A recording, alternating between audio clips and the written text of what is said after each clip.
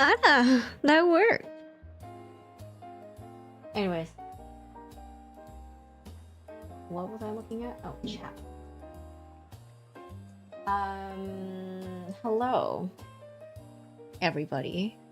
Do I remember how to stream? Take your best guesses.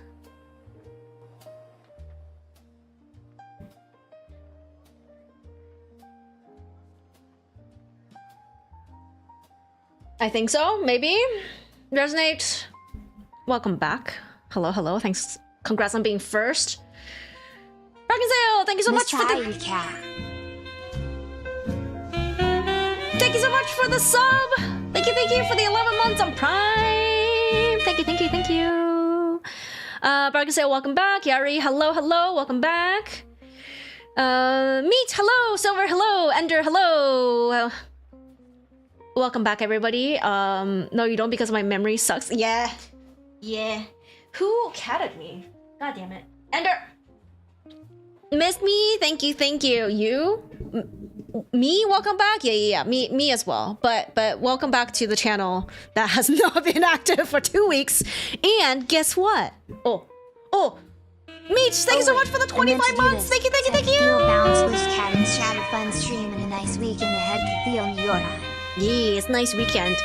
Yeah, I am back for like today and next week and 2 days the week after, and then I'm gone again for another week. Oh my god. Japan haul? Yeah. And it will be with a new camera. Holy fucking shit, 230 stream streak? So I didn't know that was possible. Joe, thank you so much for the 45 stream streak. Thank you. Holy moly. Yeah, I snorted. It's a new development here, I guess. Getting hit with the ara first thing is crazy. Yeah, everything else is on cooldown because I was testing it. But yes. 67 stream streak. Nice. How do you see your stream streak without it giving you a notification? Traveling cat? Yeah, traveling a lot. Cat, you fuck. I missed you, space 131 love Ani, space 131 love Ani, space 131 love Ani, tier 1. George, hello. Thank you so much for the 1 biddy. Oh my god. Yari, thank you so much for the gifted sub. Holy crap, thank you. Click the points at the bottom left of the chat. Oh, I didn't know that. I will check it on somebody else's stream. Yeah, 230 is crazy. Essentially, Silver showed up and just never missed a stream, I guess. I'm actually... Oh my god, it's more than impressed at this point. I'm just in shock. What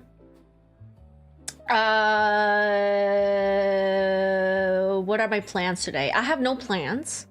We are not building today. I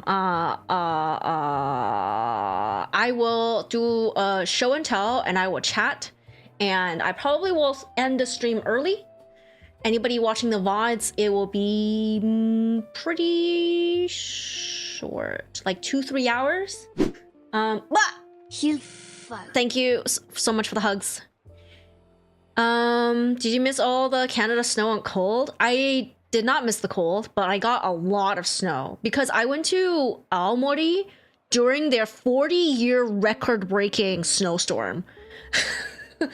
And it was to the point where the local trains were shut down, and I was like in Hakodate trying to buy a train into Aomori, and I was like, and my friend was like panicking. He was like, oh, like it says everything's shut down, we can't get into the city. I was like, you know what, calm down, let's just go to the Shinkansen station and inquire.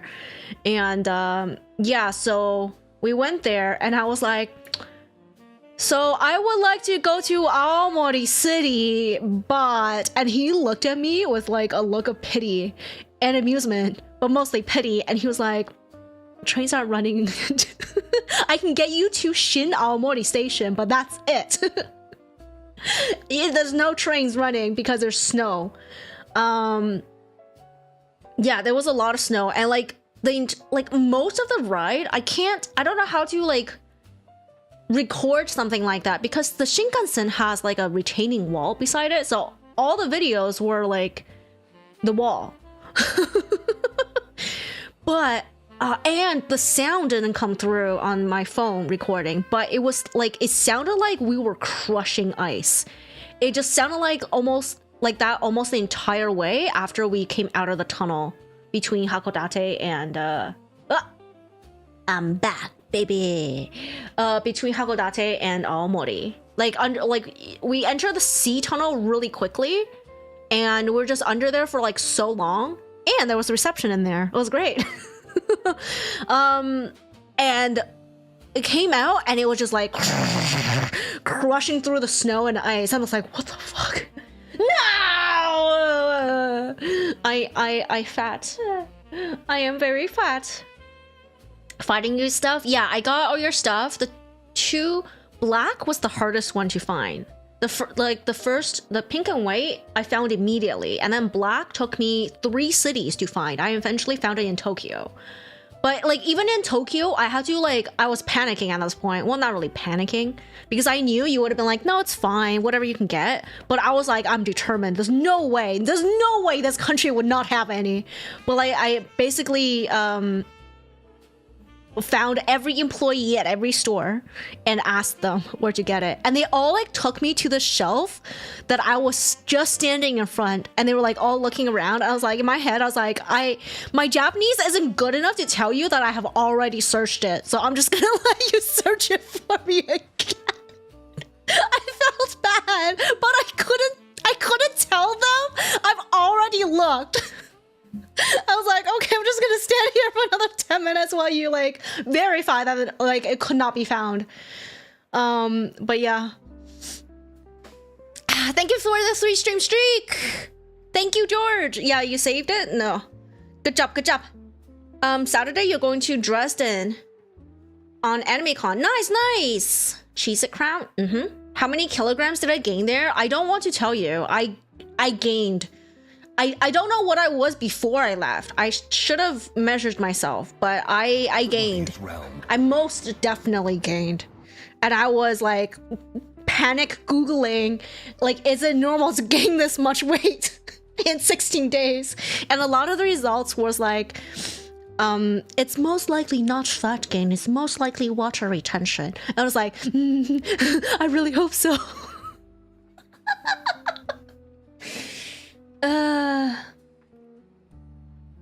But yeah, that's how you know you enjoy your vacation. Yeah, and I had confirmation that the amount of steps I took from the last trip to this past trip was like consistent, as in they're not. So the last time I went back, I went the reverse direction. I started off in the south and I went up to Hokkaido. Supiki?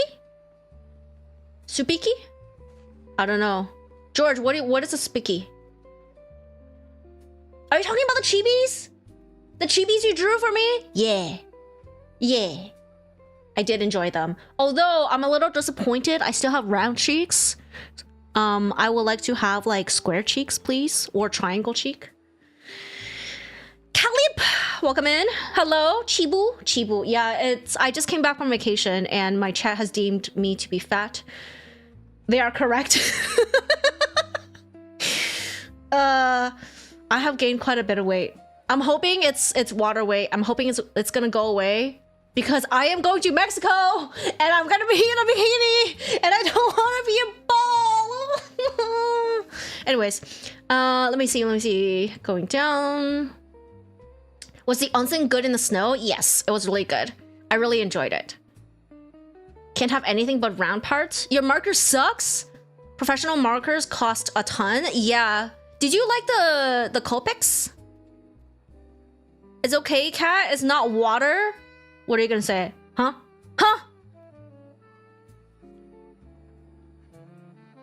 Yeah.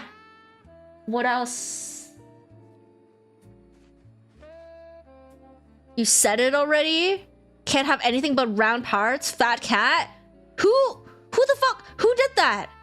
Start those. Oh shit, that was one of my things today. I need to do a plank. I have no phone to do the timer with, so I'll do it after. I'll do it before bedtime. Gotta start those planks. But like I like, okay. So the last trip I took, I started off in the south. I went to Tokyo and Kyoto, and then went up to Hokkaido. And my steps reduced when I went up to Hokkaido. And I thought it was like the end of the trip. I was getting tired. I wasn't walking as much. I was sleeping, like taking naps and stuff.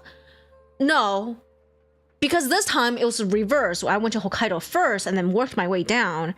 And my steps slowly increased. So Tokyo was back to 25,000 steps. And I was like, wow. So it's location dependent. It's not like when it happens. It's like in Tokyo, you just always end up, well, Tokyo and like Kyoto, you just always end up with that many steps.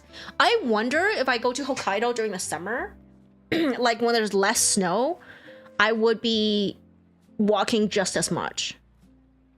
I wonder. Or is it because there's so, like Tokyo is so massive that because everything was spread out, that I just had to walk that much. Like it was the size of the city that mattered. I don't know. Huntress! Oh my gosh! Been a while. How are you? Try that for the first time. 2k euros for 358 set is way too many. You start with like 24 max.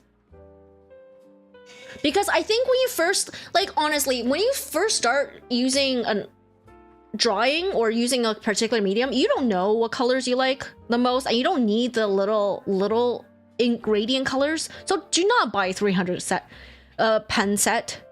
You're with 12, okay, like 24 max. Okay, don't buy too much. Somebody wanna why your kidney? That's why you converted to digital tablet. You ran out of kidneys. Fair. That's also why I do digital art. I hate that like 3 of you said I'm fat and 2 of you just lolled. Anyway, yeah, like the reason I do digital art for the most part is because art supplies are expensive. B, it always feels like a waste when I use them for practice, especially things like clay. So today I actually downloaded Blender and I started watching tutorials on sculpting, not modeling, sculpting. Because I went to like a figure models like convention thing, and it was super inspiring. And I'm like just I was like, you know what, I'm not gonna wait, I'm just gonna do it, I'm just gonna start. It has been a while. Yeah. How are you? You have 2, you need 1. True. You haven't planned to use them? It was fun to draw with them. Nice. Just roll misspelled. Stop it. Yeah, I went to One Fest. Butter, hello. Hello. Because I am full of water weight, what I hope is water weight, I will take a very early pee break. Right, meow. BRB.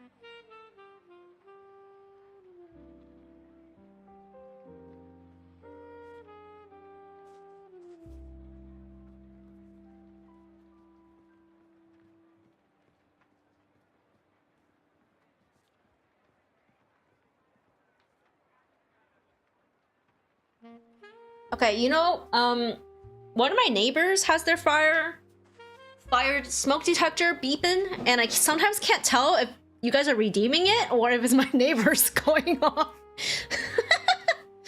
And I just heard it. I was like, I think it's on cooldown. It shouldn't be beeping. Anyways, you've been watching all the figure posts from there. Yo, I posted a bunch of photos. I haven't posted all of them. I probably won't because there's too many. But there's a bunch of them. And you can kind of tell what my tastes in figures are by the pictures I post. Mostly really weird and dark, macabre type of figures. Basically Dark Souls. I really like super weird, strange things. Anyways. Wait. Thanks. I actually have a big plan for acrylic in the future. Oh, nice. You should look into, so I started on watercolors and I realized I don't love watercolors. So I really want to try gouache, specifically poster paint, which is what Studio Ghibli uses for their backgrounds. It's water-based, but it's super opaque. It's kind of like, I guess it's like opaque like chalk, but really pigmented. Anyways. Right, meow. The face, hilarious. Hi. Hello, Calip. Cat is on her way to eat junk food and gain curves. No curves. One curve all the way around. Yeah, that's unfortunately how it is. Gouache? You hate it? You hate gouache? Muffin top adds curves too? Oh my god. You know, I was like going around secondhand stores, like looking for clothing. Because that was one of the shopping goals, is to go around secondhand stores, and only, like, not only, but like pretty much all the secondhand stores and OneFest. And I basically couldn't really buy any pants because I was like a lot bigger. I don't like to say it. I was bigger than I usually am. What I think I usually am. I'm hoping it's not a permanent size change. But yeah, I was like crying because nothing fit. Nothing what like my usual size fits. But then, okay, in my defense, that sizes are one size down in Japan than North America. Ow! Butter. This is like the opposite of like some kind of Pavlov. Thank you for that pet. Bargain sale. Stockholm, whatever the thing is. You know, like when you bully somebody and then like you pat them to make it feel like you're being nice to them. It's the opposite. You like freaking patted me before you threw shit at me. Let me see. You brought the pro license and clip? Yo, let's go. Want to upgrade it to animate? Yeah. Oh, I want to animate too, but I was gonna do the animation first this year, but I think after OneFest, I was like, no, sculpting comes first. You hate the medium, looks good, but you can't use it. Ah, I see. Digital arts? I want to work on your stream UI, but then started to draw speaky faces the whole week. There's nothing wrong with that. Whatever brings you joy. Japanese sizes are small, so it's not all my fault. Yeah, I went to Uniqlo on like the second last day because we found one with a giant like t-shirt selection. Like, you know the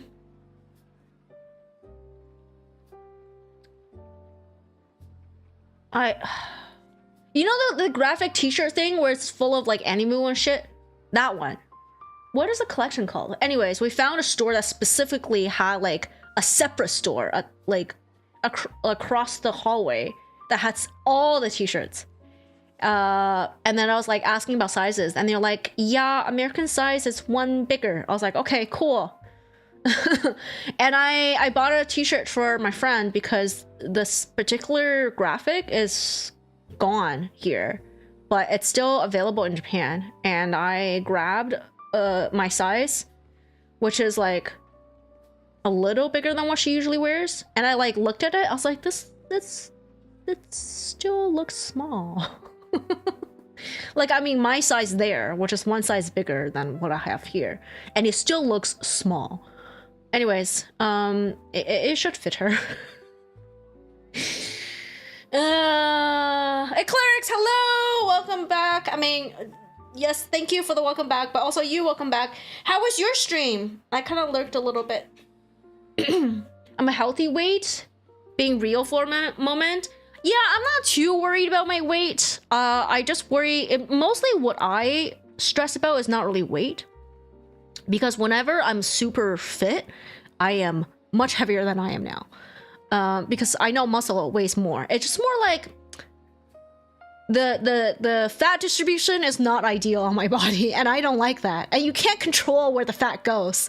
So that makes me really mad. You're patting me because I'm such a good girl? Stop it. I'm gonna do it again later. Pole is perfectly balanced, as all things should be. You're thin, but you were in the Philippines. Everything was tiny on you, even the larger sizes. Yeah. Builds in place have been great. Nice, nice. The lack of volume on the chest area makes the belly look rounder, unfortunately.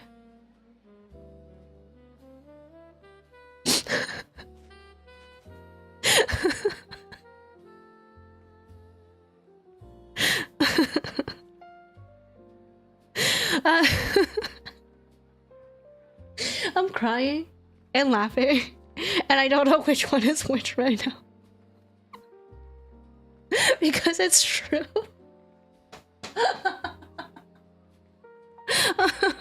No, let's change the topic now.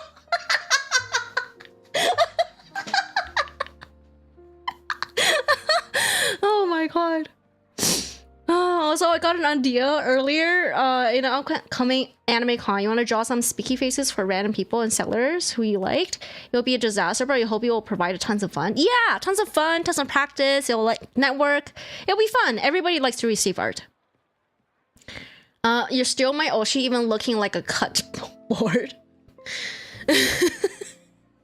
I wish I was more closer to a board. I'm kind of like a water balloon right now, where the top is very little and the bottom, well, like a pear, I guess, like a Bosque pear. That's like a tiny thing on the top. Yeah, more like a pear. Jello, thank you. You guys, I think part of the problem was that during the first half of my trip, I ate a pudding every day.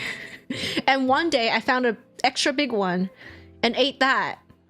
And then I was like, yeah, that was not a good idea. And then just stopped eating it altogether. But I had a pudding every day. Oh my god. We call that, I can't pronounce that word. Thighs? Yeah. I unfortunately have thighs, or maybe fortunately. But I like the unfortunate fact is that I also have gigantic like calves that don't fit anything. So it's really hard to buy boots, which makes me sad. Have a good night, George. Thank you for stopping by. Thank you for the art. And please draw more. Koshinya? Koshin? Nya? Nya? I don't know what the board, the cut board or the pear is called koshina. Nya. Nya. Nya. Your body's going through fat redistribution, so IDK, how I turning out? Ooh. Here's the thing with the fat distribution bullshit. I feel like every time I lose weight, I lose it from my chest. Every time I gain weight, I gain it around my tummy and my hips. So the more roller coasters I go on, the smaller my boobs become. And I'm like, why won't you go back to the why won't you go back into the chest area? Why is it only around the hips? It makes me so mad. Why would I go into the chest area? You should talk with Nova Polaris, but she will like me a lot. I don't know who that is. Let me open this link. It better not be... That looks like a fried, like, carb ball with cheese inside. Is it a fried macaroni ball with cheese inside, bargain sale? Caked up, confirmed? Not in a nice way, I don't think. Not in a nice way. In a fully rolly... Your skirts don't fit you? No girly? Huh? Speaking of skirts. Caked up actual cake? Filled with chicken and cheese and fried? You're mildly engrossed in this conversation right now. Not sure why. You're literally talking about my fat distribution so odd. That's my special skill. I can make anything morbidly interesting.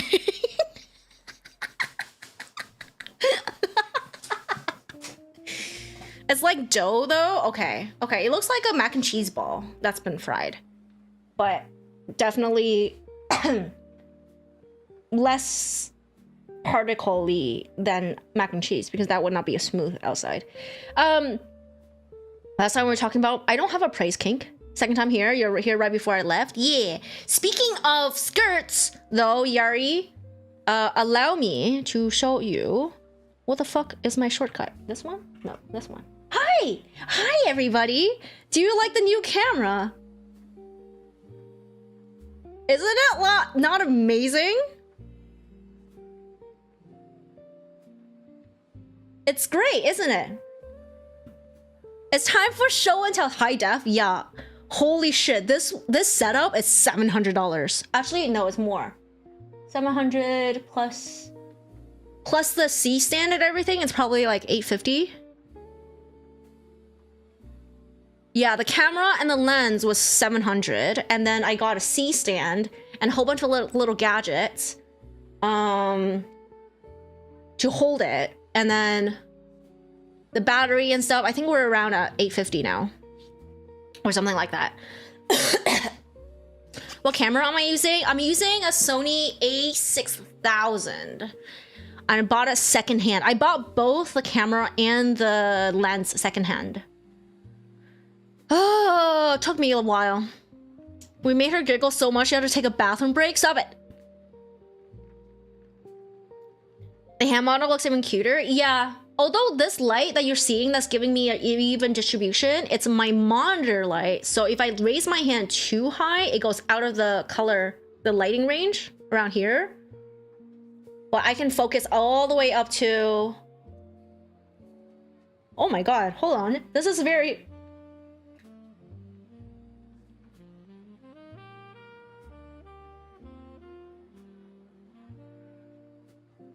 Okay, the autofocus ends around here. Yeah, so I hope eventually I'll have money to upgrade my lights, because my monitor lights, essentially, this is the light I need, but I need it like much higher, so it can cover all the way up to here. But right now, I think around here is the highest. Which is not bad, because it doesn't, at this height, you can see the details, but it won't block my tracking, which is around... right here. Do you see it? Right.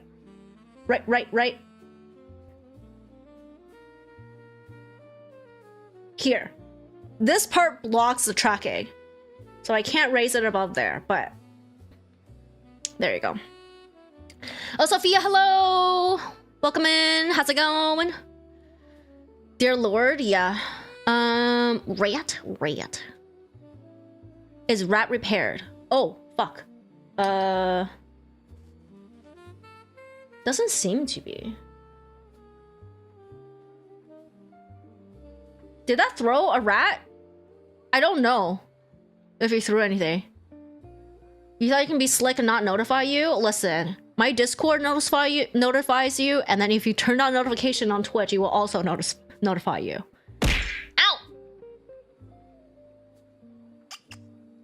Ow! Rat does work. You can smell the moisturizer from here. Hey, speaking of moisturizer, I bought a new one. It's Moringa. This one was like super sold out. It was like not sold out. It was not being produced for a really long time because apparently it has sourcing issues. And now that like it's back, the formulation is different. It's like super soft now. It used to be a really firm moisturizer, but now it's like soft. Better than your eyesight? Yeah. Get LED light bulbs. I need not just the light, but like an also structure to hold it. So I think that will also, like a nice solid structure will also be probably in the $200 to $300 range for a good light. And I think until I can get to that range, I won't even upgrade. Because right now this works, so I'll just like accumulate enough payouts from Twitch until I can afford the really like jump rather than incremental and like hoarding a whole bunch of shit. That's expensive, yeah, but I'd rather do that than like having small incremental improvements that like really aren't too noticeable, but also just increases the amount of stuff I have. I hate it. Cat is a Sigma girly. Upgrades, yeah.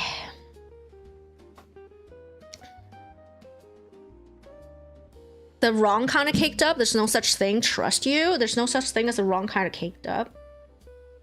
All right.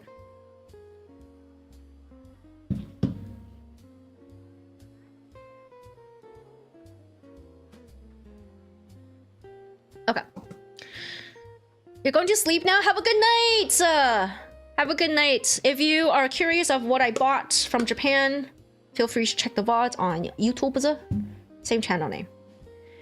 Use Eucerin to moisturize. I discovered that body butter scooped into tiny jars. In this case, it's just like living in its own jar. But I also have a tiny sampler jar from Lush that I put body butter into and put it in my pocket. It's A, smaller and easier to carry in my pocket rather than keeping it in a bag, and B, much cheaper and smells good. So I just went around and found the body butter I enjoyed. That's expensive, fair point, yeah. You'll watch the VODs? Thank you. What did I say about YouTube? Oh, Resonate is going to sleep, and I told them that like if they're curious about what I bought in Japan, they will be in the VODs. Are the samples free? No? What samples? Okay. Let us begin the show and tell. Ooh, exciting. I think I will show you, hold on. I think I will show you, I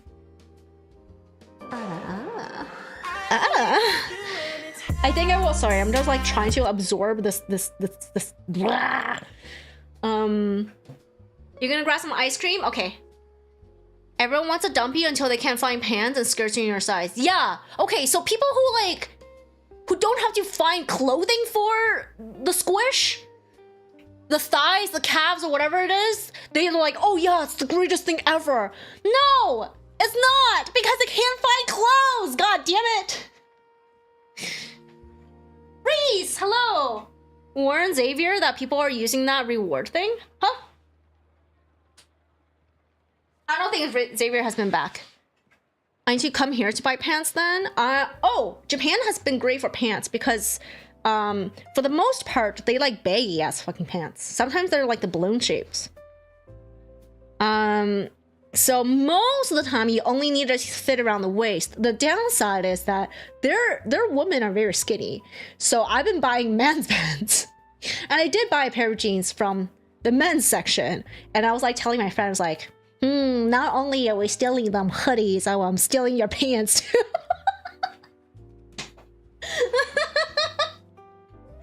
But yeah, I got a pair of pants from the men's section. And it was so cool. It had like, basically it's like torn at the knees. And I wore it. I'm like, I feel like this is cooler than I deserve to be. And I saw a pair of Levi's, okay? I saw a pair of Levi's. I was patched with other pairs of Levi's. It was just like Levi's badges all down the front of the legs in the men's section. And I was like, I want this pair. It was $200 in the secondhand store. I need an outfit. I was really sad. But I was also like, this pair of pants is a little too cool for me. I don't know if I can pull this off. But fingers crossed. I will be cool enough next time I go. I'm tiny compared to the cakes here. Fair. Also wear more skirts. Oh yeah, that's how we got started on the camera. Okay, I was gonna show you something else, but let me show you. I bought a skirt. It's really dark. It's like a purpley color. I'm wearing it.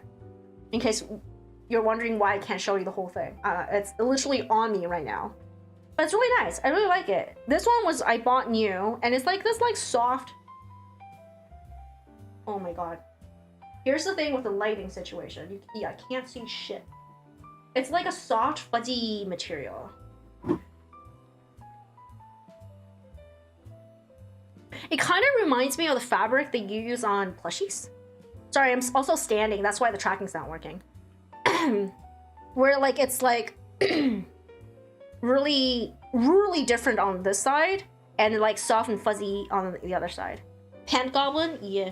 Did I just come back? Yes, I just came back. This is the first stream back. So you're getting show and tell today. You want a squish? Do you got squish showcase tailors on standby? I know, right?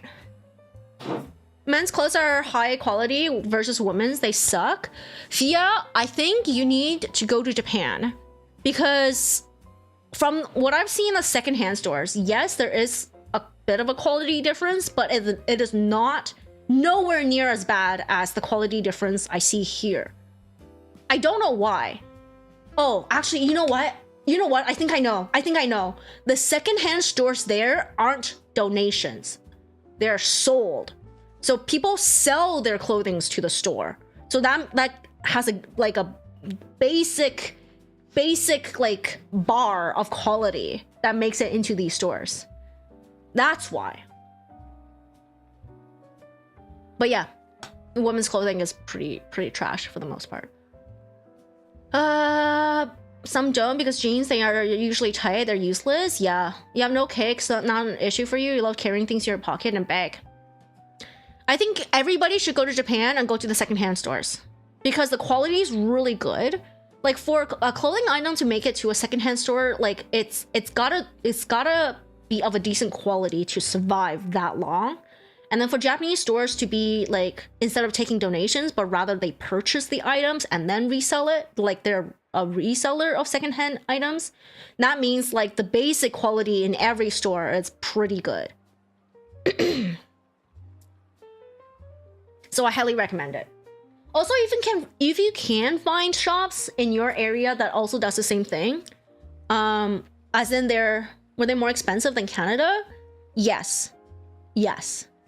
Not only are they taking, because they buy what people bring them, everything is a little more, and they also know their brands really well. So in secondhand stores, any secondhand stores, you can find anything from like The Gap, Zara, Uniqlo, all the way up to freaking Gucci in the same rack. Levi's, there's every store has a dedicated rack of Levi's, just all Levi's, and I'm like, I've never seen Levi's. It would be like Levi's and then Wranglers. I've never seen that before. So many Levi's and Wranglers, and also Comme des Garçons, a lot of that, and then some other like fancier brands, right? Like and then there's also stores that specifically deals with secondhand branded items. So things like Celine, Veneta,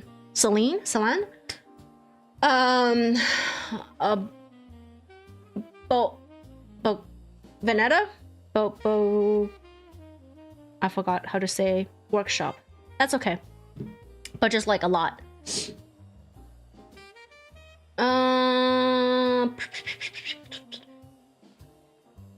Always thought women had prettier, more vast options, but men got utilitarian.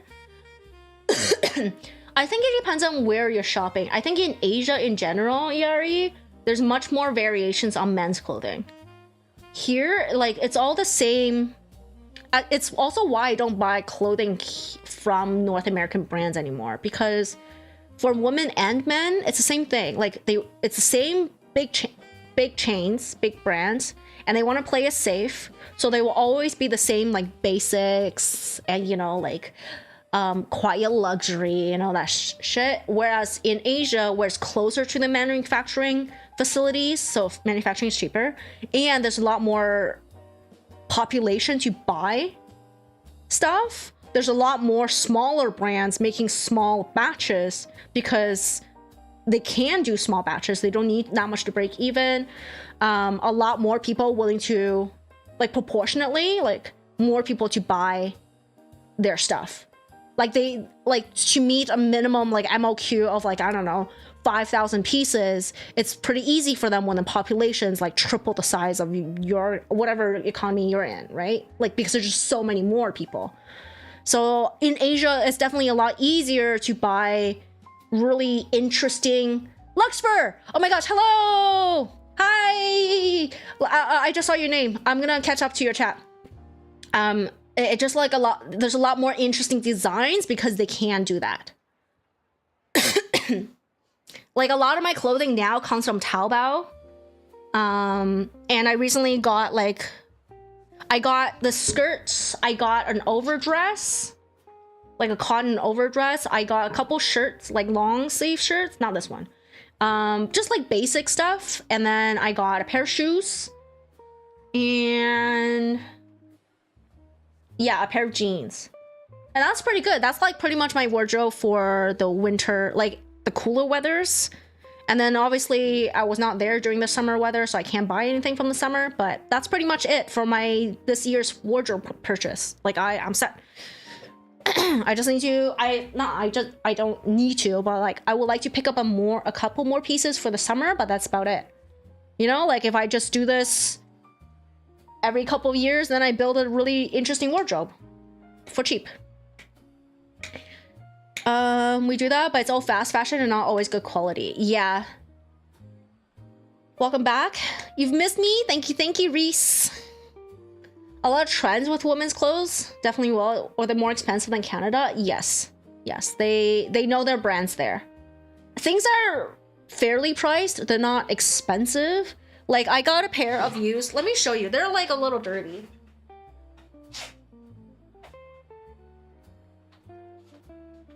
I bought a pair like of used sneakers because I didn't like my shoes that I brought with me, and luckily I found a pair that turns out to be Onitsuka Tigers.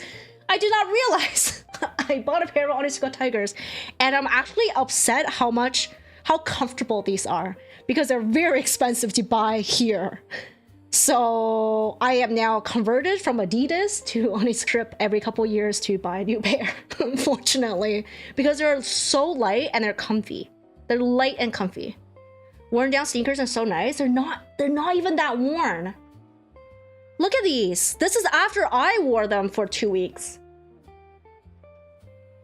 Well, rather 1 week. I think I got it halfway through. $30. I mean, here, somebody at a thrift store who's taking in donations, like a minimum wage worker, would not know, might not know the value, and you might get them in a steal. You might get them for $10 here because somebody doesn't know the value. So that doesn't happen there because they're purchasing these items from the owners. So they're never going to be a steal, but I think they're all very reasonably priced. My friend bought I think like a $400 North Face jacket for $100 because he needed something waterproof, and it was like, it fit really well. It had like bazillion pockets. He kept discovering new pockets, and he eventually felt like the merchant guy in Resident Evil, like just like full of like pockets, but like, what are you buying? You know, like that kind of vibe. He was really happy. But $100 at a secondhand store for us, it's not cheap, right? Like, but it's really fairly priced considering what the item was and how much it costed originally and the quality, like the condition it's in. But yeah, I bought I just ordered some suede erasers so I can clean these later. Hopefully they'll look a bit better than this.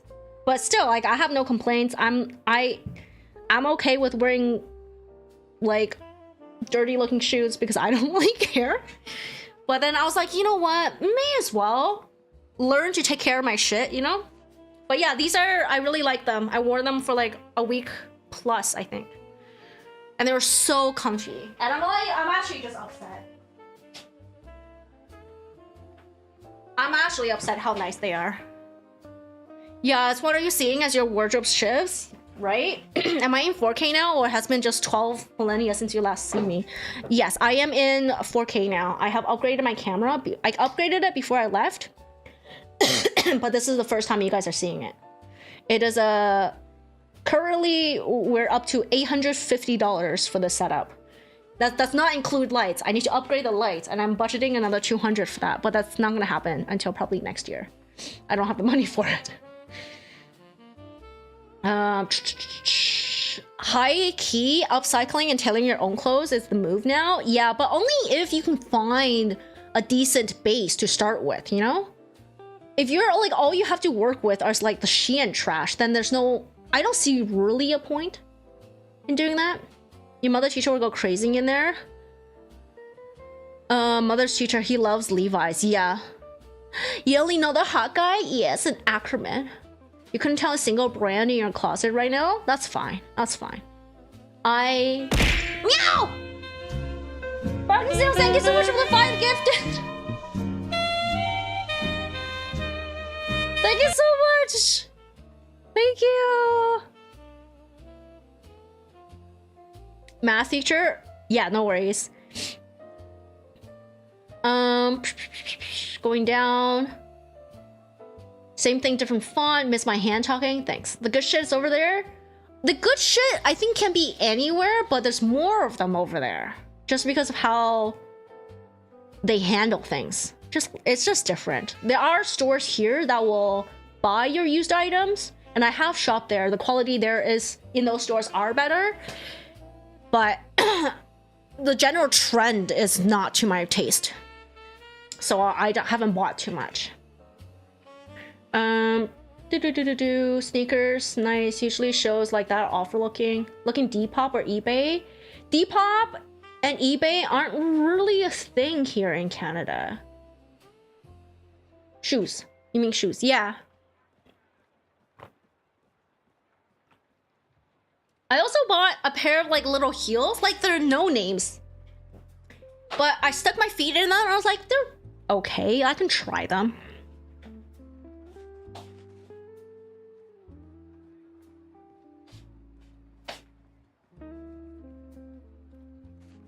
$500 bitches, which is like less than $5. So yeah, I was like, you know what? I can try them for. I just like I like that it's an asymmetrical round shape, which I haven't seen before.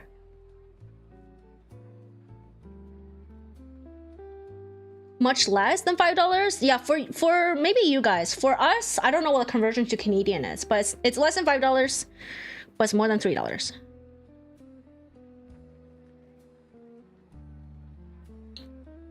Like, I just like it because they're asymmetrical. Look at that. It's like a distinct left and right shape. And it's round. They're like no-name brands, so like the sole is very thin. And it's like decently, it's pretty worn. I don't know if you can see it. As you can see here, it's pretty worn here. But I was like, you know what? If I can get like one season, one summer's wear out of these, or at least to try them, because I don't usually wear things this high. Like this is the height. I don't usually wear things this high, but you know, like it's nice to try new things when they're so cheap. That shape is common? Really? I always see almond toe being symmetrical, like this. But not this. How did it feel walking it? It felt okay in the store. But I don't know how long I can last on the heels this high. I don't normally wear this high. Why did I meow? I did not meow. It was all in your imagination and hallucinations. You bought a pair of Dior heels from Poshmark for 170. How expensive, but they're so nice. Nice. I also like to try things on before I buy them. Wispo, hello. Hello. How you like the new camera? It was very expensive. I can break 80 centimeters? Excuse you? I am tall. I am 7'4". Taylor, hello. How's it going? Shoes, yes. Show and tell time. Show and tell time. You're used to seeing this shape of boots too? Really? Until you find out pointy shoes are a thing? I hate pointy shoes. I hate it. How much is the camera? Camera was camera and lens was 700 together.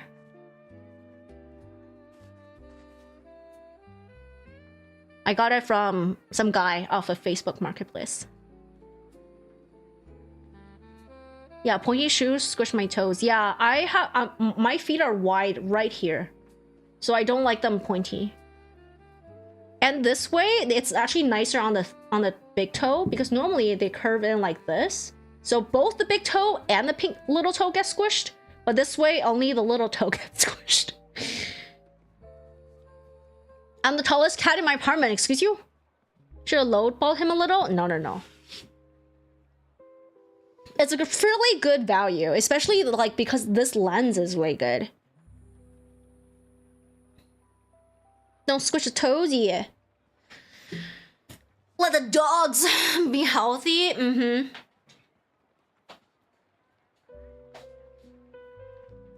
All right, I think that was all the clothing pieces I'm gonna show you. Oh, it's always up.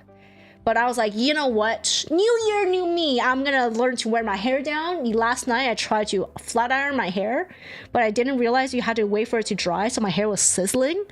And I was like, as I was flat ironing and it was sizzling, I was like, this doesn't sound right. And don't do that. You're not supposed to do that. In any case, I will retry maybe tomorrow because my hair is very dry now. But yeah, I'm excited for this hat. I'm gonna try to clean it and see what I can do with it. I don't think it's that dirty, or it's just very evenly dirty, but we'll see. So that's it for all the clothes. Natural feet are wider, standard shoes are not normal. Yeah. You don't know the difference yet? Meow? For the camera?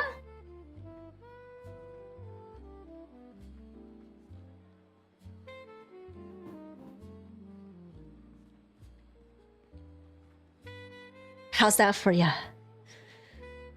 Did you go to college? If so, what degree did I get? I don't want to tell you. It's not a shameful degree. I just fucking hate my degree. Cats and hats always look nice. Oh, these are cute. Wish you could see on my 3D model. So, one of my mods, Papa, and I were talking about it. He was like, you should do an outfit of the day. I was like, I don't even have a full-length mirror. I cared so little about what I looked like. I don't even have a full-length mirror. But maybe one day, I will set it up. I want to set it up and do outfit of the day. Short videos? That requires more effort. Just one picture.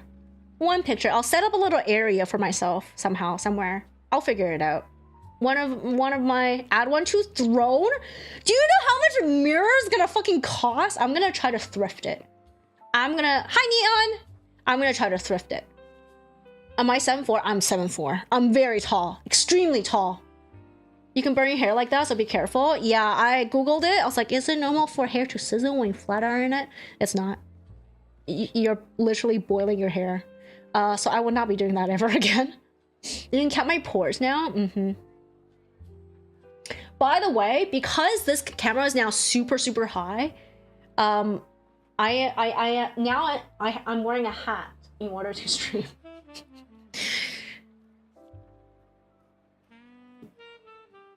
You do cosplay? Oh my god, I would love to do cosplay of the month if I can find shit that fits.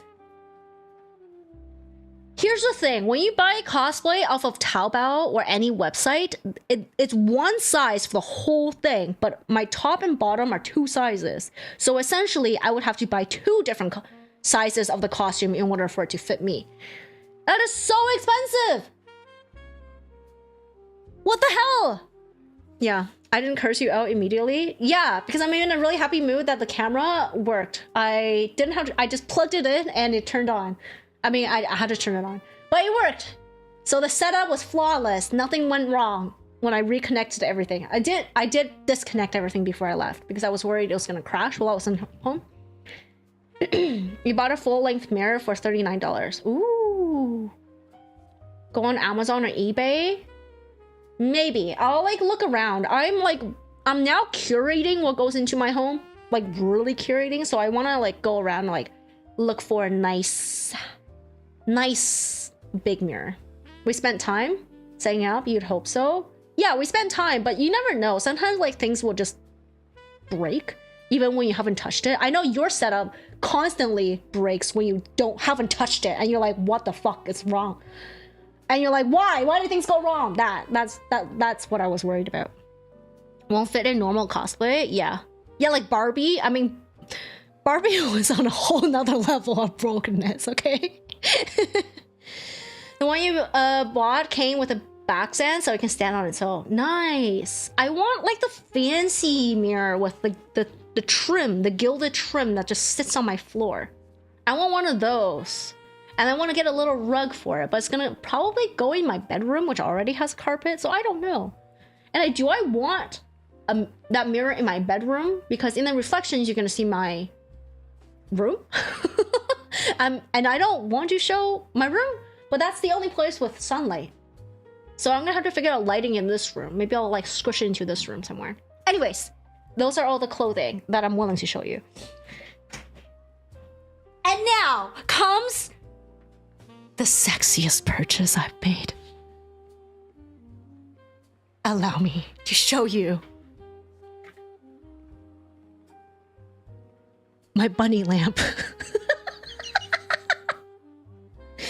He's so sexy! Look at that! His ass has fucking dimples, yo!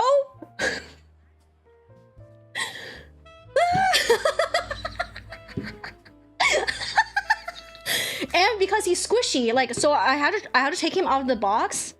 And so this is the light. It has 3 levels of dimness. It does not come with a charger, but you just USB-C. But like I was packing him, right? And I found out if it's not painted on.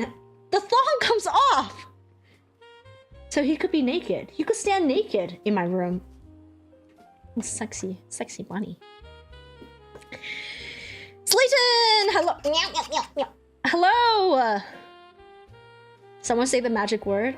Guna Powder stream. Yeah. If you use your good camera, the bokeh would blur it out. This is the good camera. Oh, this one as for photos. Yeah, but then I have to disconnect everything and then reconnect everything and then put a battery in and all that shit. Kieran, hello! Didn't know they sold cat merch in Japan? It's a bunny. It's a bunny. How's it going, Kieran? The ads. Oh yeah. Lamau, what is this? It's a sexy bunny lamp that I found for 500 yen. In a book off. I'm telling you, book offs are the greatest things ever. He's so sexy. He has ass dimples. Ass dimples. Ass dimples.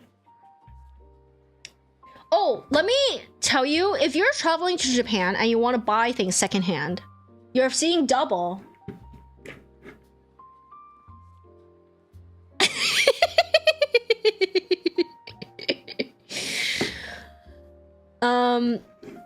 If you're buying things secondhand, you want to go to shops that are not in Tokyo. I found the most amount of things in Sapporo and Sendai. YouTube chat is late. It might be. Refresh the stream, like close it and reopen it. Because the shops are less overwhelming and it has more varieties of random shit crammed in. Whereas the ones in Tokyo becomes really specialized. Like the ones around Harajuku were so full of brand name items, and I was like, yeah, I can't afford anything in here. Like a pair of secondhand jeans were like $100. They were good brands, but like I was like, no, this is no. And the book offs eventually became only books. That's crazy. I mean, I checked, regular retail was like 700, so it was really good. It was a really good deal. 3 to 700 goes down to about like 80 to 100. But like the deals are there to be had. I just could not afford them.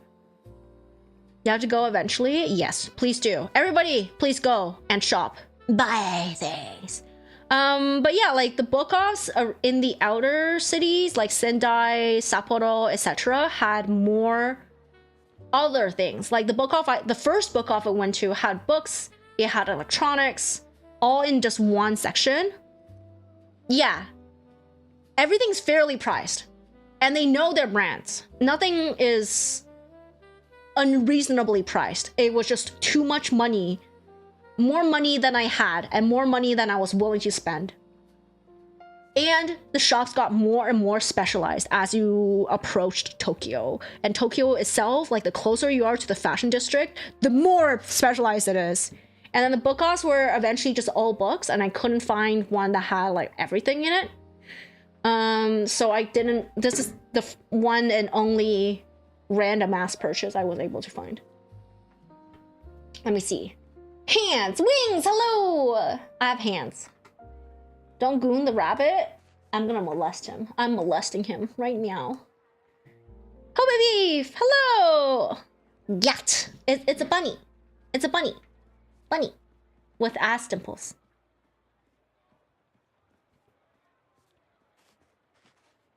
Ma'am? Ma'am? Yeah, I just came back. I'm gonna give him a cheek massage. Save the rabbit? No saving. When you were to Turkey, you wouldn't go that far, so in all the closer markets, they had the same thing. Aww. Wrong cheek! Guadalupe, hello! Do you have any favorite dishes from the trip? Did I see the giant Gundam? No, I did not go anywhere near that giant Gundam. Because I heard from Neon that the Gundam base there required, like, it was hard to get in. And I've seen the previous giant Gundam, or actually one of them before. And my friend who went with me was not interested in Gundams at all. So I was like, yeah, we don't have to trek all the way there. I did go to the 2 Team Labs. And I'm telling you, Team Labs Planet is better than Borderless. Lottery to get in. Right. I did go to the Gundam base in Sendai. I got some gachapons as souvenirs for some friends. Team Labs is so for tourists. Yeah, it is. I like planets more than Borderless. Gundam base, when you went to Odaiba, most of the shelves were empty. Yeah, I don't think that's really a point because Tokyo itself is so touristy, and like the shopping wasn't actually very good in my opinion. There were some, but it wasn't like the best. The best were actually in Sapporo. Sapporo and Sendai were the best shopping experience, to the point where I'm like, I want to move to Sendai. Sendai is like an hour and a half on the Shinkansen from Tokyo. That's crazy. That's so close. You can do a day trip into Tokyo if you wanted to, living in Sendai. Yeah, I was like, I kind of want to just live in Sendai. Not a single slant eye in the exhibit. Excuse you, there were plenty of Chinese people there. That's just me? It's not me! Welcome in, Wave. You can't stick around too long this time? Hope your trip was fun. Yeah, it was so much fun! I'm glad you managed to stop by, though. Thank you so much for stopping by. We're Italian? True, we are. Sendai was also pretty cheap compared to Tokyo. Yeah, Sendai was, I think Sendai is like one of the, like, it's like a Goldilocks type of city. It's very developed, very heavily metro. It has most of the things that you might want to purchase. But none of the trade shows though. None of the big conventions, like Comic-Con is not there. One Fest is not there. But it's also like far and close enough from Tokyo for you to do a day trip, but not so much you're influenced by like the ridiculous amount of tourism, foreign tourism. Most of the people who were in Kyoto wearing kimonos were all Chinese tourists. You was one of them? Nice. Yeah, we also saw a lot in Tokyo, but most of them were Koreans. There were a lot of Koreans.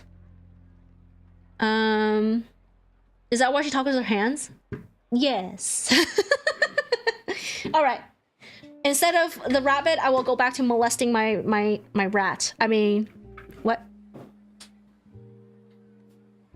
And now comes the jewelry component. So this I got at an artist market in Otaru, which is was a day trip away from Sapporo. I went to Otaru and oh my god, I forgot the name. There's like a whiskey distillery there.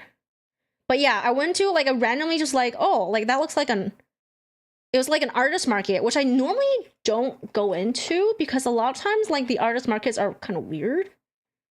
They also have like, there's like a very strange bohemian tastes, and I'm not about that. And it's not just in Japan, like usually everywhere the artist market has a weird bohemian taste, but I felt it. I was like, you know what, I'm gonna go in here. And I found these. And there's a whole bunch of different planet ones, but these ones really caught my eye, and I really enjoy them. So my first jewelry purchase, I was like, wow.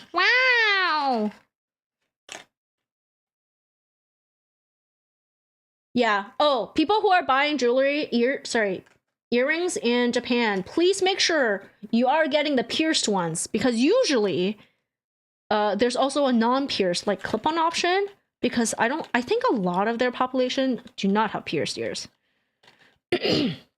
So you got to make sure you pick the correct one, because the first one I picked up was not the pierced ones. And I was like halfway like walking towards checkout, and I was like, why does the back look funny? And I like realized it was not that. It was like the clippy ones. But yeah, very cute. And then these I got at One Fest. These are one-of-kind sculpts.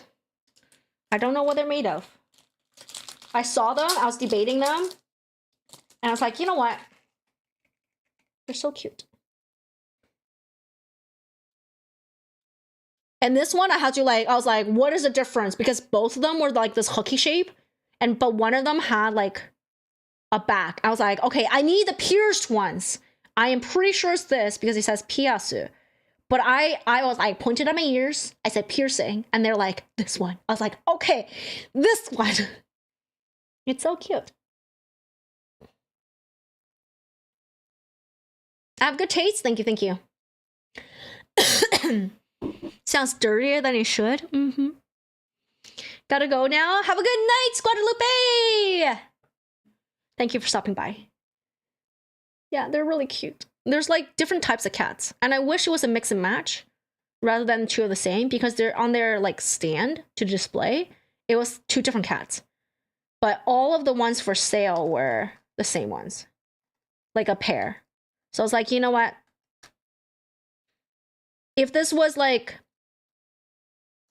a white market, I would ask if mix and matching was okay. But I know for the Japanese market, whatever they're okay with is already on display. If it's not, then it's not okay, and they don't like being asked. This is what I found out. So I did not ask. But they're cute, and I like them. And that ends the jewelry component of this show and tell. I didn't find any necklaces I would like. And I did not find, and I don't wear rings. I do wear bracelets sometimes, but I am happy. There's like one bracelet I kind of wanted, but it wasn't like, I didn't feel like, whoa, it's so nice when I saw it. It was just like, oh, that would work. So I did not buy it. But like these two, I saw them. I was like, wow. So I bought them. Yeah. I'm really happy. All right. What shall I show you next? I will show you one sticker. I found a B-side store. I know this brand existed for a while. B-side stickers. It is so funny because I bought a very tiny sticker and that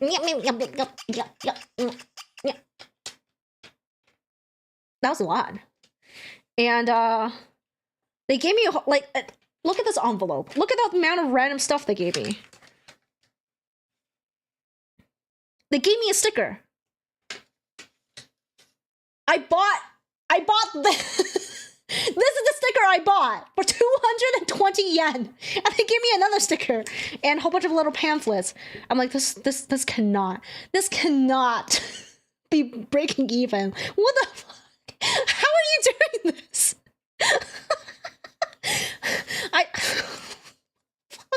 Anyways, yeah, it's the Great Wave, but a ramen. This is the gift with purchase. I can't believe that. And this is the actual sticker itself for 200 yen. And they're like, oh yeah, for the small stickers, we have a booklet, and it was like the biggest freaking album ever. And they were like, at least 1,000 of them in there. I was just like flipping and flipping and flipping. I was like, you've just given. This store was overwhelming. It was just like so many stickers, and like half the shelves has stickers this size. Like the entire bottom on the counter was just like little stickers just like this, and then like a slightly bigger one on the bottom, this part, and on the upper shelves were like stickers about this big. But yeah, I was like, this one speaks to me.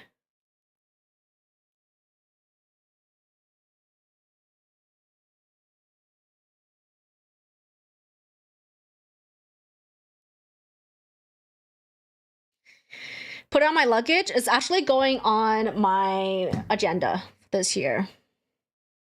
It will be the first one to go on it. I'll probably put it here, actually. Or I can be a total delinquent and put it on the back. Actually, yeah, I might be a delinquent and put him on the back. Putting my agenda onto you? Yeah. This one. This thing is, I don't like the luggage I took with me. So I don't know. I'm still in this hunt. Like, I have 2 really big luggages, but I realized I don't travel with luggages that big anymore, so I don't know what to do with them. One of them is brand new, too. And then the medium-sized one that I travel with, I don't like because the wheels aren't super rolly, so I had to like really drag the fuck out of it. So I'm on the hunt for a medium size, resell it. Ugh. You guys really love reselling shit, don't you? You yanks. I'm too shy for that shit. I don't know. Maybe I'll resell it. Maybe I'll just hoard it for the rest of my life. And like I hope that I'll use it once, at least once. In any case, the medium-sized one, I'm looking for a new one. But I will I don't know what to do with this one. Because I don't want to put it on my planner, like my agenda, and I don't want to put it on my journal. I don't know where I would do it. Too shy talks about going to a rabbit in a bikini live on stream. Yeah, but like you guys don't have to answer emails, and I don't have to answer emails with you guys. And I don't have to like go to the post office and shit. You know?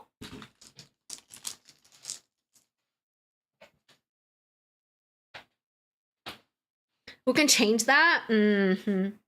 Oh, you know what? Because I've been on Twitter so much in Japan, I got shown a lot of like Japanese tweets.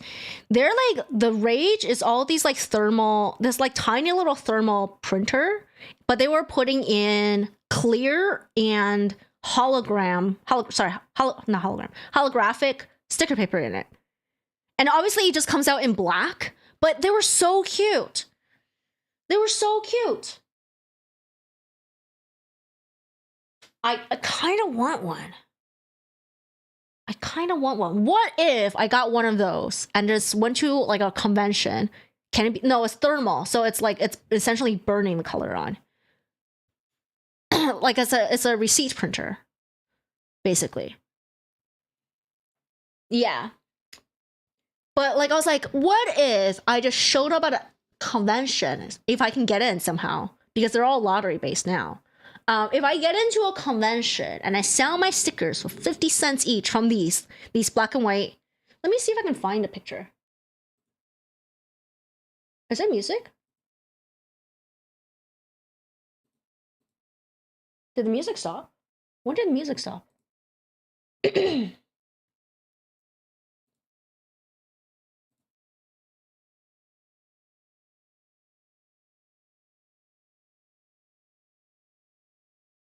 It's not even loading now. Oh, there you go. Let me know when the music stopped next. I need to refresh the thing. Let me see if I can find...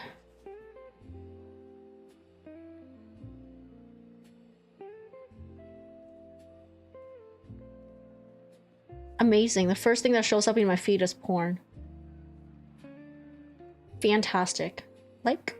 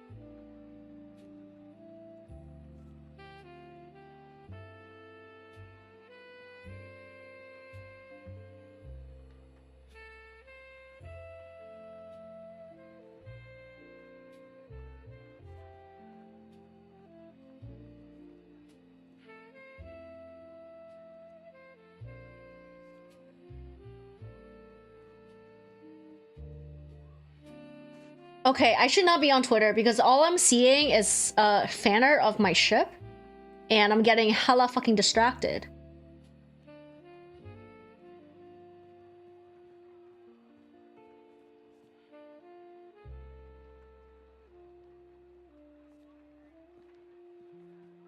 Okay, ignore ship. Ignore ship. I cannot ignore ship. Too much ship. Okay,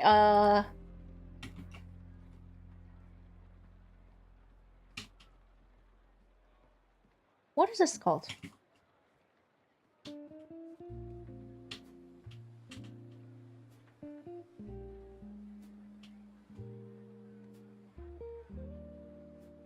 Fomemo. That's what it's called.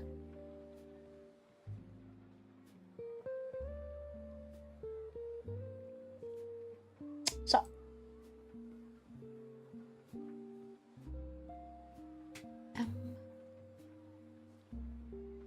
M110 label maker with portable Bluetooth thermal label. I don't. Okay.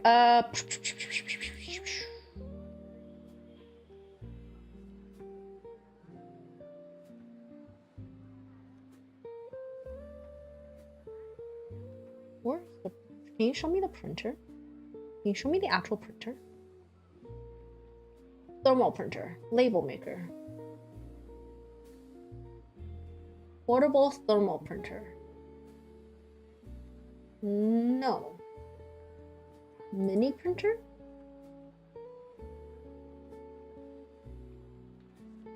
Also no. I know it's you! Foam label maker? Listen, buddy, I know it's you. I know you make this product. Where is your product? Don't make me mad now. Aha! This one. It's called the Fomeno M110 Bluetooth Thermal Business Label Printer. Or the M... Oh, actually, it might be this one. Okay. Cool. This thing. This thing and this thing. Comes in many colors. And it has like crazy papers. Whole bunch of like sticker papers and stuff.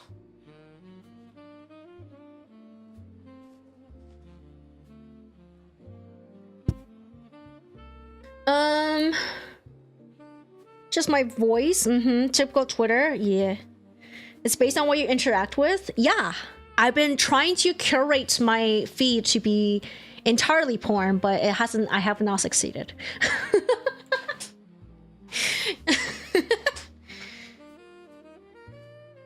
Label maker? Yeah, so thermal printers, thermal label maker. A lot of people are printing up little stickers with them. Black and white. Well, black and white, where the ink is black, but they've been printing it on holographic paper or clear ones. So the stickers come out really nice.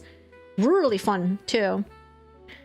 How much is that? You might need one since you're selling your old stuff online. This one is...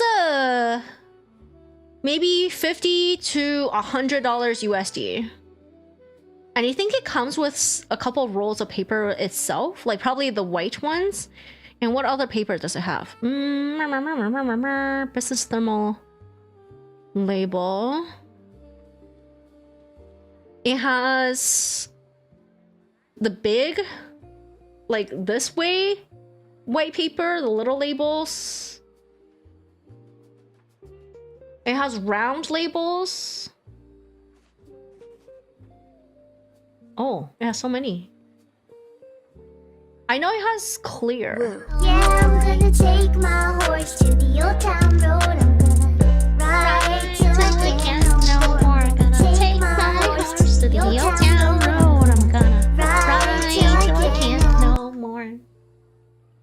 Hello, lads. Thank you so much for the 37 months. I'm crying. Thank you.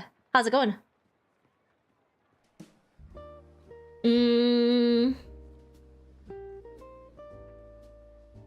What other papers does it have? Oh, hell no. Better last me a whole year. I think the printer lasts a really long time. Just how much paper you go through, I guess. Because some people have said that, like, it's their, like, third whatever year using it. And they love it. So there's, like, colorful... star pattern paper. What else? Ah, yes. So there's like colored paper. The shiny fucking paper.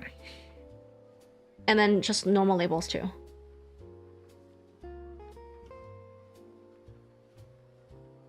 I kind of want one.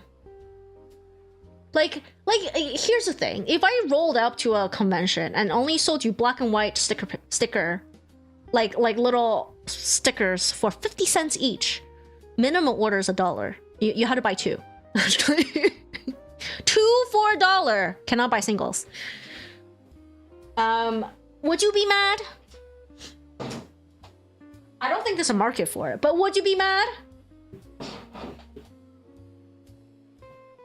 How's the trip? Fantastic. Do you think that's a good deal? Yeah, I think that like they're basic little stickers. As long as the art is fun enough. Right?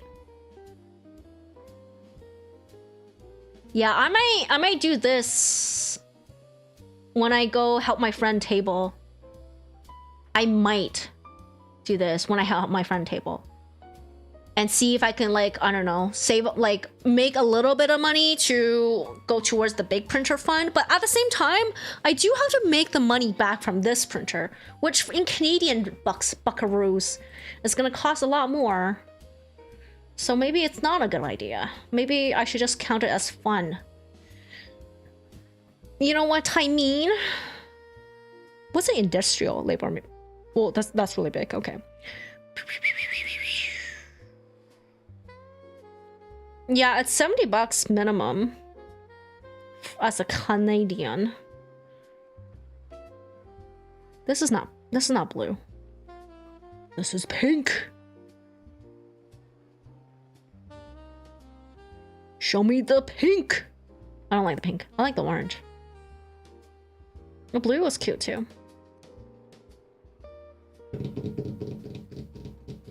We'll see. We'll see. I have not given up on sticker making, but the art has slowed down by a great deal. I haven't arted in many a months, many a moons. That's like 5 maple leaves and a moose? Yeah, Canadian. Canadian.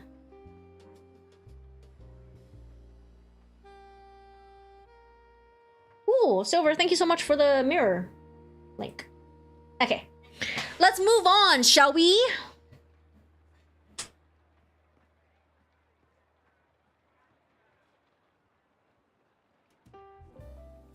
So, as I mentioned, I went to book offs. And I bought a whole bunch of books. This is the first one I bought. It was completely sealed, so I couldn't see what was inside.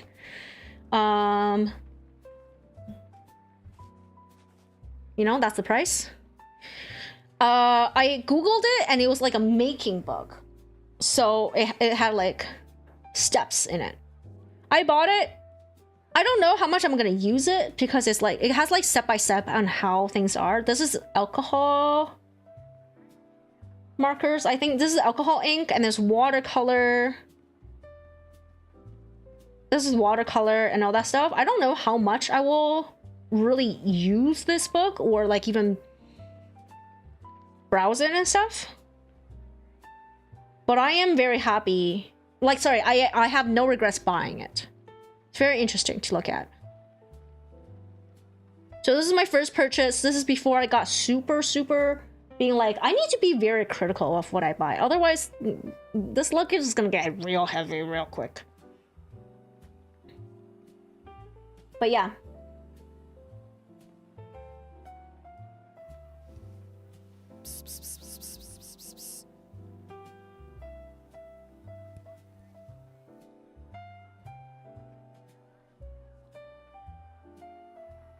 Thanks, Les. The cover? Yes. It says Gigi, illustration and making book.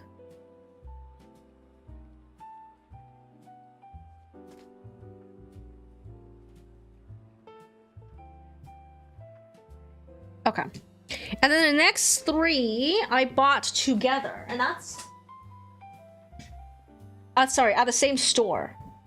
So this book exists in English, and it is a lot more expensive. And I figured, this is one of my favorite artists, by the way, J.C. Leyendecker. And I figured as a collection of his works, I don't care what language it's in, right?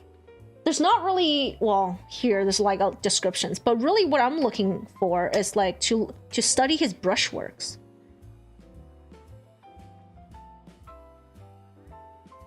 You know, to see them up close, or as close as I can. So this one is quite affordable, because not just because it's secondhand, but because the Japanese version is the soft cover, whereas the English version is a hardcover, which automatically makes it more expensive. Yeah, so I was like, you know what? As one of my favorite artists and illustration like catalog thing, I don't care what language it's in, so it's not bad that I found it, and I was like, you know, I'm just gonna buy it. So hopefully I'll get to really make use of it and study. Thank you, Liz. So yeah, I'm really happy about this one, you know? And then I found these two books, which feels like the same series, right? And what originally caught my eye is that they're both Sunreal published books. I did not know they published books, but what's crazy about them is that they open in freaking opposite directions. For the same series to open, what I think is the same series, to open in different directions bothers me so much. So much. There was actually more. There was actually two other ones, but I did not. I was like, I can either, like, the old me probably would have been like trying to get all of them because they're not very expensive. This one is 670 yen, $6 or less. This one's 970, so like, oh, it's discounted too. This one as well. So they're all discounted books. Yeah, the old me would have been like, yeah, it's not a lot, I just buy all of them. But the current me is like, you know what? Let's make sure we love at least a few pictures in here. And the other two, I didn't have anything I loved. Basically, it was just the same series, and it looked good, but I didn't love photos in here. Oh yeah.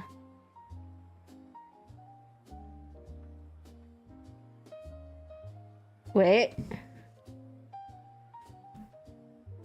It's not in the same series. At least it's not listing it. Hold on. Hold up a minute.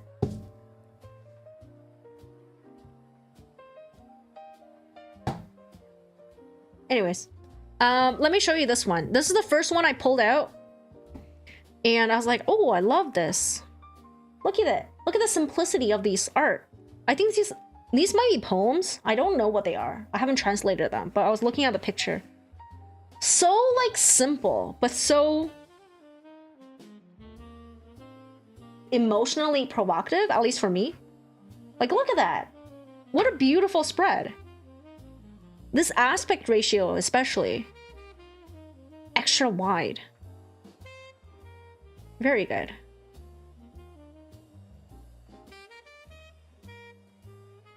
This one I really like. The lighting, my lighting doesn't show you, but this is actually more gold and brighter than it's showing on camera. It's a bit more creamier. Let me see. This is almost, we're getting close to the right color. It's a bit more yellow and saturated than that, than what you're seeing.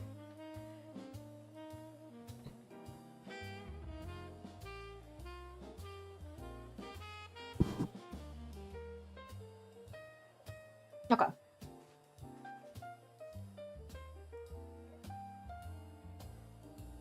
For the girls, yeah, how to know that.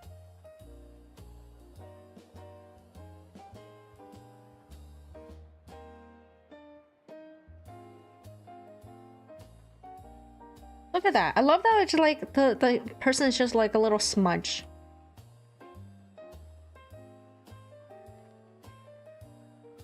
I wonder what it's done in. Is this gouache or acrylic?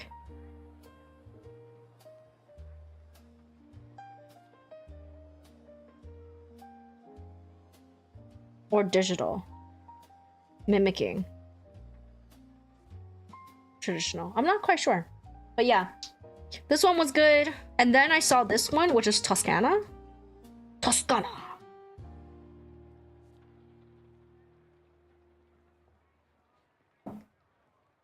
And this one, even, obviously, I hate that, like, it's a little more washed out on screen.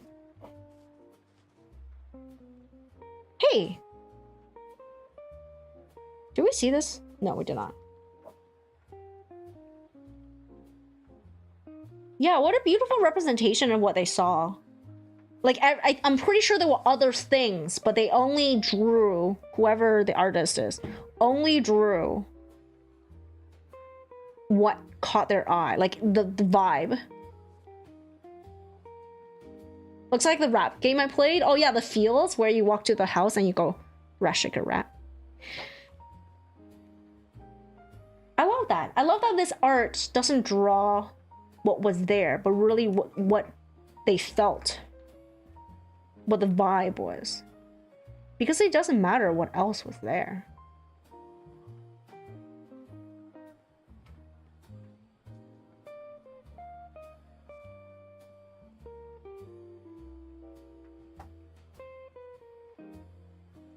Yeah, I'm really happy. I like this book the most. Yeah. I'm hoping, so I ordered these little cubby shelves from Taobao. They're really expensive. They're like $80, $90 per, plus shipping, I think. I'm not quite sure. I think plus shipping.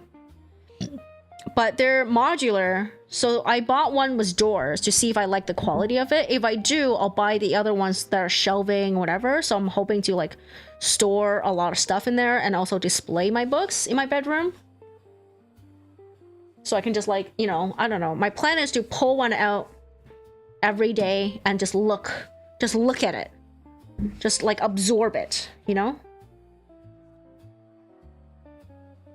I want to surround myself with art. Art! Oh, speaking of art, I ordered my first commission. And I guess it's something to be expected out of me. For people who know me, I guess. But it is for my first ever art commission. I have ordered an oil painting.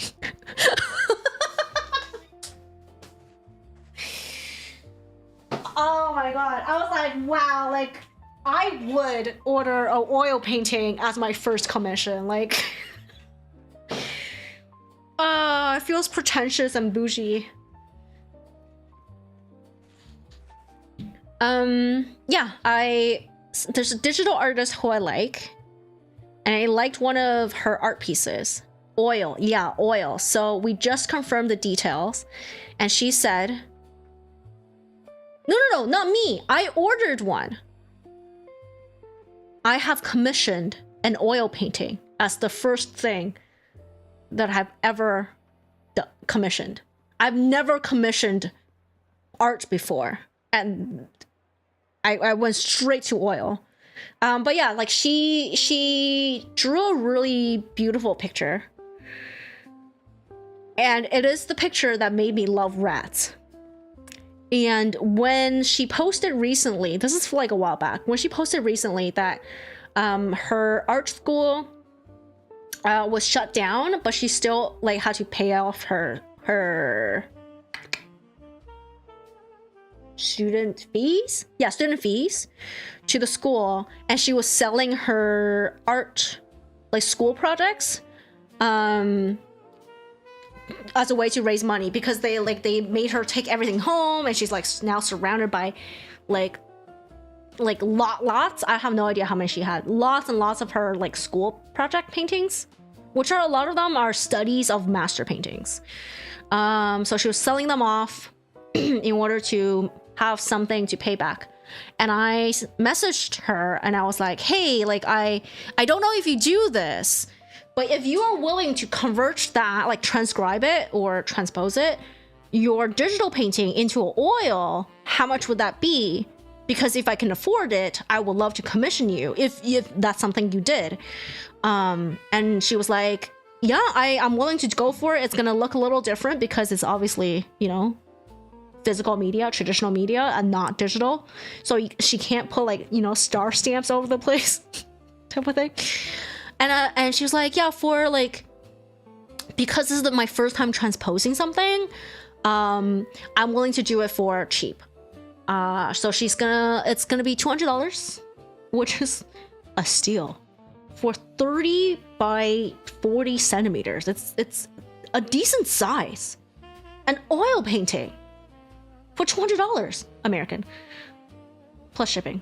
The shipping's gonna be fucking killer. I'm gonna have to figure out shipping. It will take ages. She does say the painting process should take only 1 week.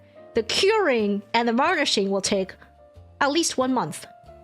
I was like, you know what? If you can get it to me by October, I'll be happy. Because especially because it's Chinese New Year's now. She's in China. So she won't start until like after, which is fine. Yeah, I'm really excited. I've just confirmed all the details and I gave her my email. I was like, yo, you can send the invoice there. I'm hoping she's gonna send an invoice. It would be safer for her to send an invoice. Not that I'm gonna scam her, but just good practices. If she doesn't send an invoice, I will make her send an invoice. It's good practice. But yeah, I'm really excited about that. I'm sure Rat will be very excited too. Okay. Moving on, I will show you the things I bought from OneFest. Where do I start about OneFest? Wonder Festival, for those of you who don't know, it's a convention for model and figure makers, okay?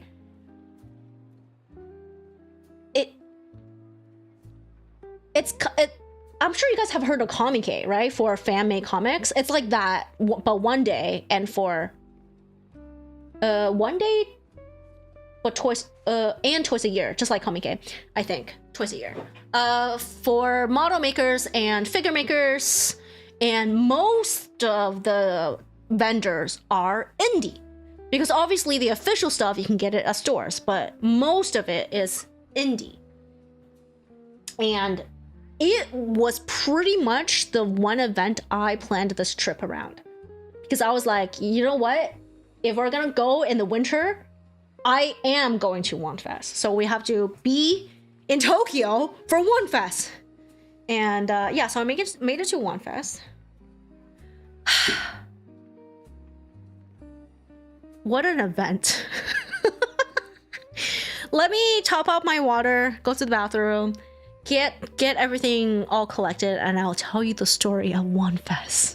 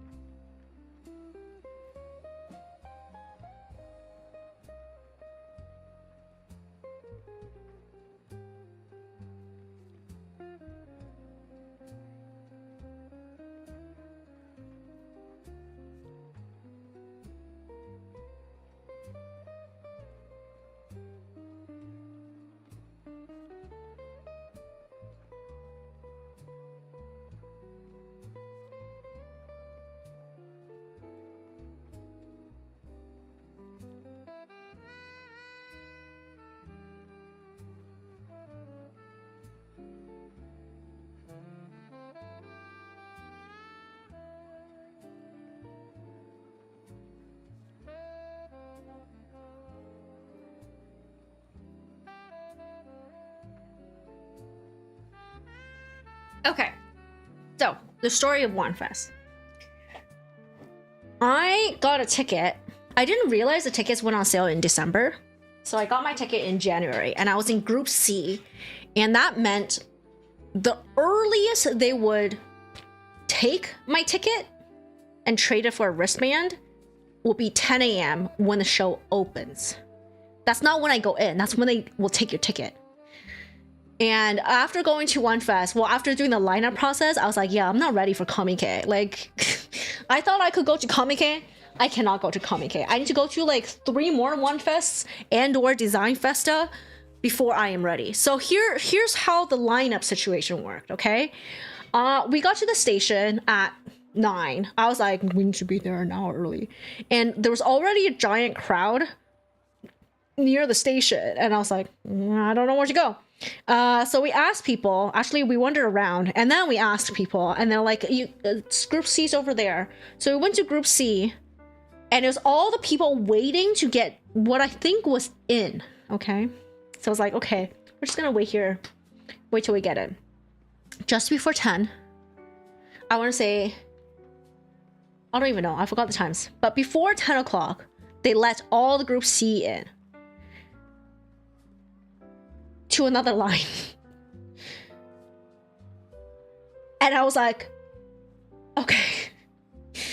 And we lined up, we went in, got another line, and they were like, we need you to be 4 people wide in order to pack more people into this line.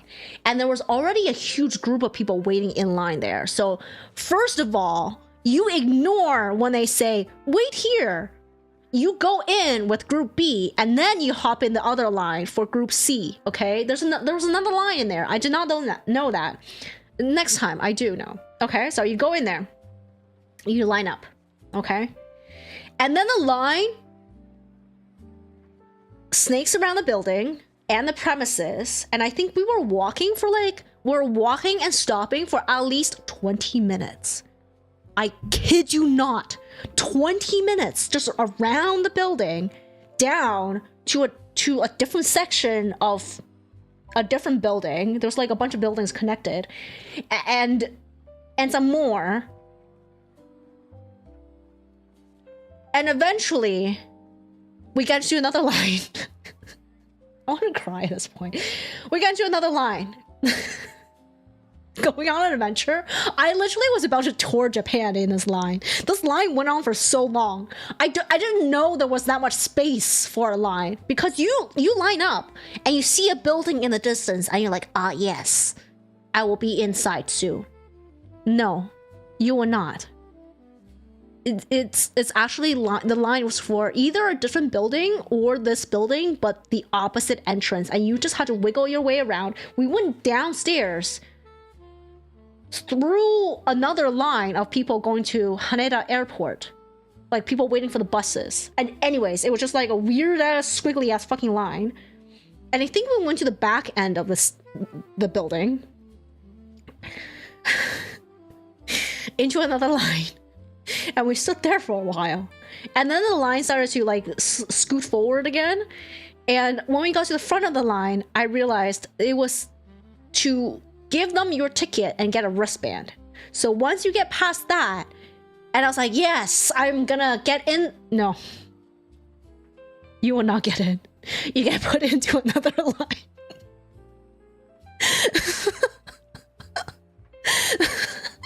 You get put into another line, into like this gap between 2 buildings where things are like, it snowed that day.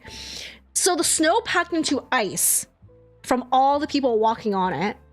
And it was melting too at this point because it was starting to warm up. So it was dripping onto you from the eaves, and you're just in this gap, little tiny gap between 2 lines, 2 buildings, and you're like, surely I'll be inside soon. No, I waited in that line for another 20 minutes.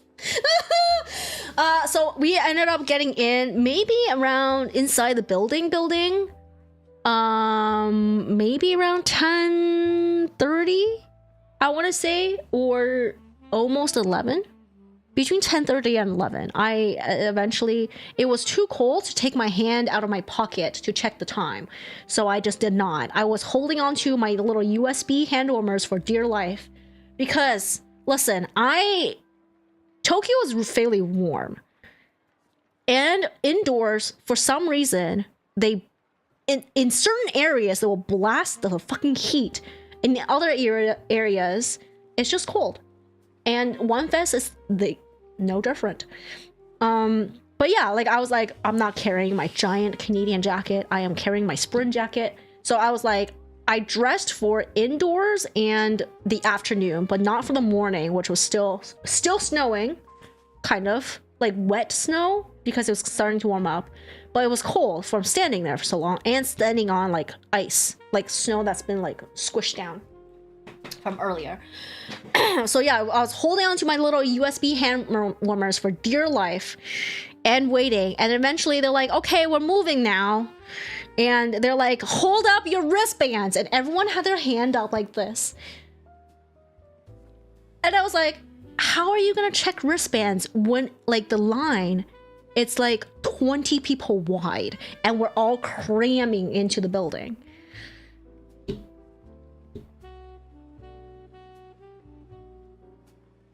Why did I have to take my hand out of my pocket? God damn it. What? How are you gonna check? Because people were doing this and they were like,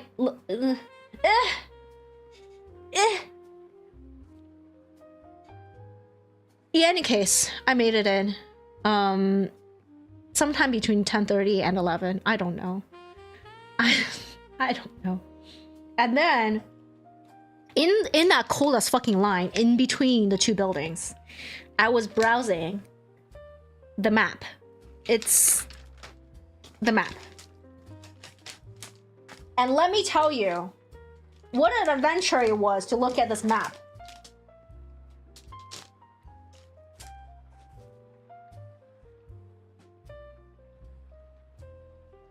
There's a lot of vendors, isn't it?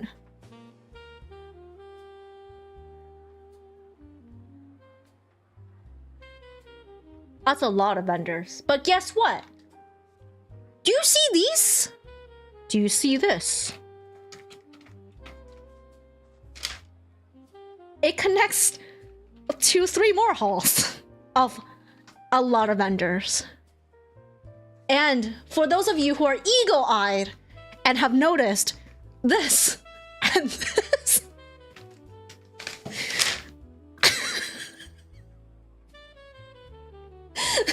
I was like, does it ever end?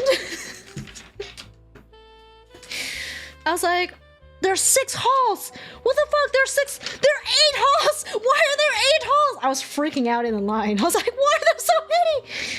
But lucky for me, this is all companies. So,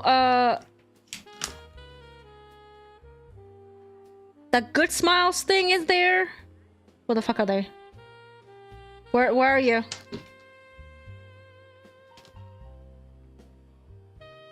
Good Smile? Whatever it is. Yeah, so like really big brands were there. And I was like, I don't care about branded merch. I can get that. I can get that anywhere. No, I can't. But I was not gonna look at them. Anyways. So we got in around here, I believe. Like everybody like rushed in. And I was like, listen, we need to go to hall 1 and start in the adult area. And my friend was like, we're already here. Why can't we just browse all the way? I was like, no, we need to have methodology. We can't just nilly-willy browse all the way here and then just miss out. No. We need to, there's like 2 billion people in there. We need to beeline the crap into this way and then just you know, just like slowly work out. This is exactly how I browsed, by the way. I circled and then I went up like this. And these are resting areas. I was like, we need to take breaks and stuff. Anyways, so that's what we did. At first he was like, no, let's just browse. Let's just calmly walk over. As we're walking, we're getting crowd crushed. And then he was like, we can go now. And I was like, yeah. So we're like, the 2 of us booked it. And then we made it into the adult area, which the entrance was at the very bottom. So we also had to fight the crowds to get to the very bottom. And policemen were checking your IDs. They were legit checking IDs with the popo. Legit popo were checking IDs. I did not... Very interesting. Very interesting. Anyways, I had to show them my passport, and they were like looking around for my age. I was like, it's here. And they're like, oh, okay. Thank you. The adult section was very interesting. A lot of like mostly fetish art. And there were some, you'll be like, what is non-fetish adult things? It will be art dolls that are naked, if that makes any sense. Like think like mannequins without clothing will just be in the adult section, just because they don't have clothing on. I went to Japan to Goon. Oh, Taylor, you don't even know half the story. Anyways. Okay, so that was the adult section. I saw some very interesting figures. As in,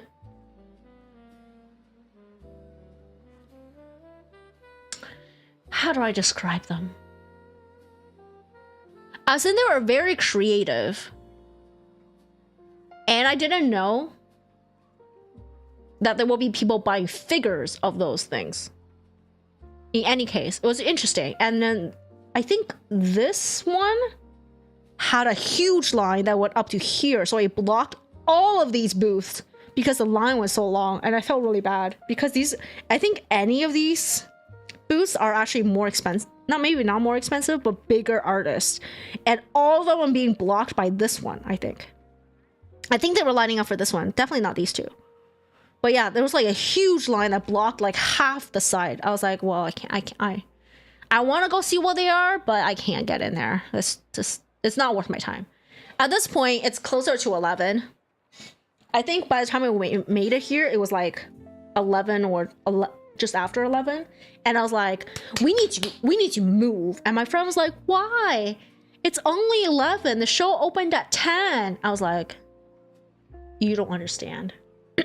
Anyways, we skipped this area, which is all old toys, like sellers of like older collectibles, I guess, resellers. I don't know. And we started here. I took pictures of a lot of stuff. In this section, there were, I think, in these two halls had more stuff that I wanted. Like I got the cat from somewhere over here. It was like one of the first ones, actually, probably around here somewhere. And then I got some other stuff in this section. As we moved this way, the figures got more elaborate and expensive. And as crazy as this looked, it did have some sort of organization. Yeah. Okay. So it says scale, which I didn't understand what they were until I got there. It was all like guns and battleships and trains and stuff. So I'm guessing that's what scale models are. It's like miniatures of real things.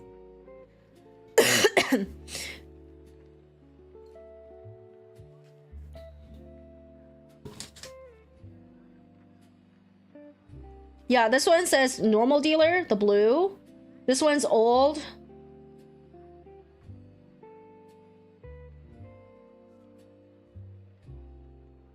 Plastic models and toys. Adult scale. I don't know what this is. I don't know what this orange section is. But yeah, it did have some sort of model organization. And like by around here. Oh, where does 6 go?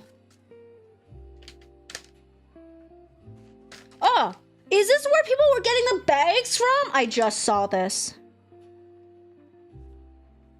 People had like branded One Fest bags and I had no idea where they were getting them from. It's from here. For 500 yen. Anyways, I don't care for branded bags. I don't collect them. Okay. Designed for distance. Genova, hello. How's it going? Down here were dolls. Yep, a lot of like ball jointed dolls, ball jointed down clothing. It says normal vendors here, normal dealers, but what actually was around this area were mechanical things, like things that moved, like with gears and other like contraptions. There was one that was like a little,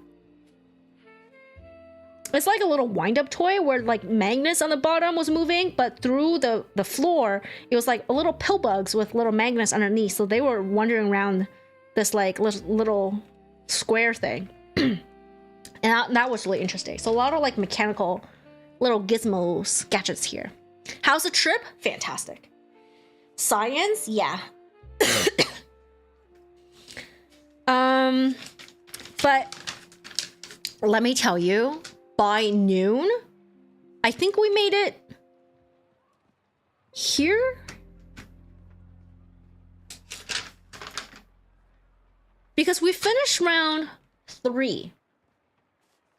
But I'm gonna tell you, by noon, about a quarter of the artists had items that were sold out. By 1 o'clock, there were already many tables that were empty, as in the dealers have left because they were sold out. Like, people have just left. By the time we made it to around here, I want to say like almost like 1/8 of the tables were either sold out or gone for a 10 o'clock opening. It's serious business, you guys. Serious business. But yeah, if you are looking for something specific, you need Group A tickets, which went on sale in December for this One Fest, and you need to show up probably an hour or two before the time on your ticket, which is when they will accept your ticket. Not when you get in. You get in at 10 is when the show opens, but when they will start like giving you a wristband in return for your ticket is on your ticket. It took my ticket, so I can't even show you what it looks like. But yeah. What an experience. Oh, something I noticed that was really, really cool. Like here, I don't know if you can see it, but it says delivery service. So the delivery companies, mainly the cat brand, you know, the cat that's carrying a little cat? Is that? Anyways, it was a delivery company here, and they had boxes that you could, of different sizes you can buy, and you pack all your shit in there, and you give it to them, and they will deliver it for you. So you don't have to carry anything home. That was really interesting. A lot of places had like next day delivery, except for Aomori, which I just left. Because Aomori is now like, was like under snow at this point. They had, Aomori Prefecture had 35 deaths from this snowstorm. It's pretty nuts actually. There was a lot of snow. Mostly from snow coming off the roofs and burying people. But yeah, so that was, it was interesting. Welcome back. Take my horse to the old town road. I'm gonna ride till I can't no more. I'm gonna take my horse to the old town Thank you so much for the 30 months. Thank Ride you. till I can't no more. Thank you for the 30 months on Prime. It's good to be back. I will be leaving again soon for Mexico. But good to see you. How are you doing, Mammon? I am nearing the tail end of my show and tell, and I'm just talking about One Fest. And it was like amazing. It was very, very artistically inspiring.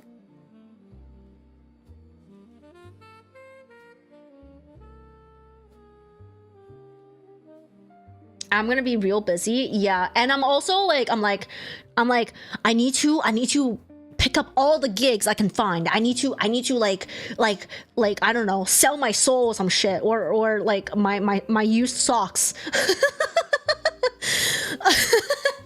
Because there's another One Fest in Shanghai in October, and I want to go to that.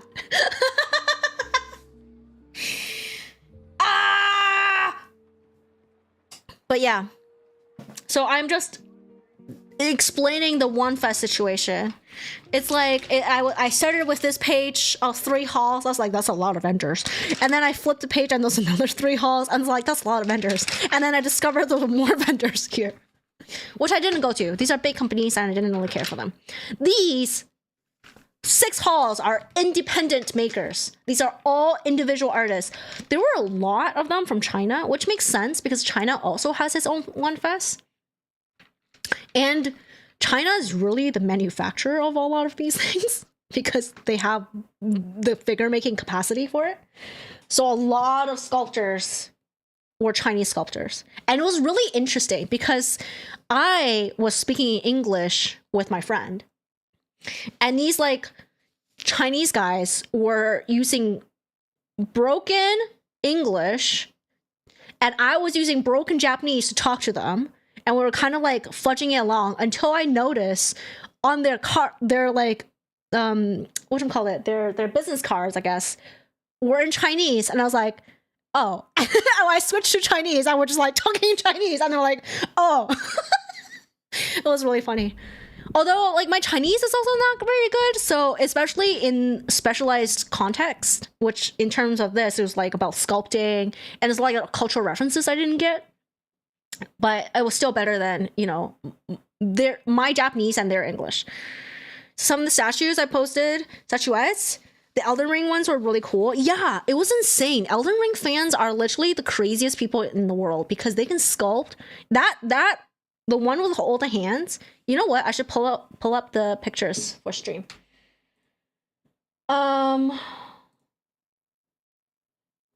So if you are in my Discord under cool things and loot, I have posted stuff from some of my pictures from OneFest. And I'll show you a select few. They're like in sections of same artists.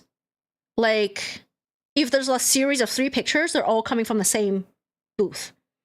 I don't know if the same artist. Copy link.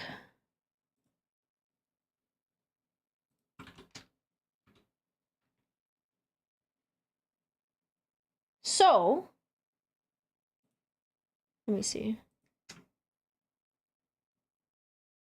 This thing was massive.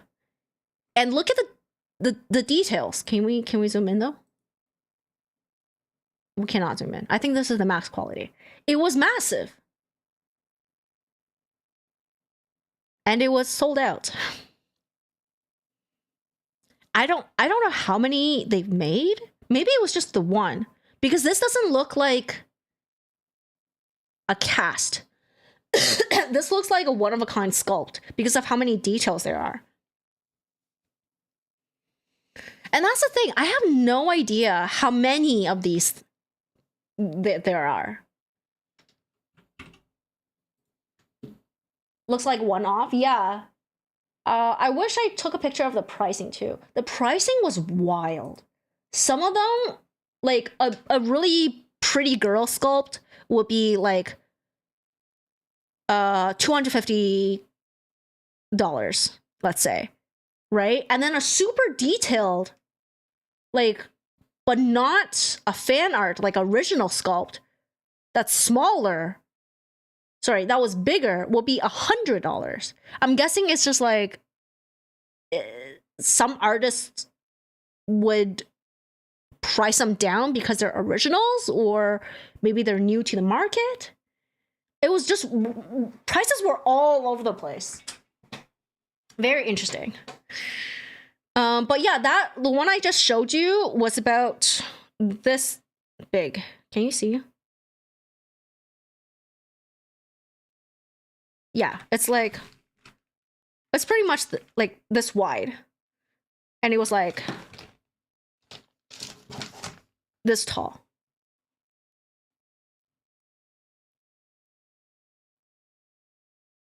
It was pretty big. It was really big.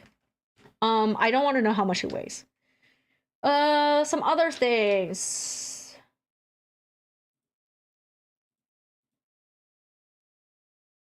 This artist, let me see. Open link. Nope, copy link.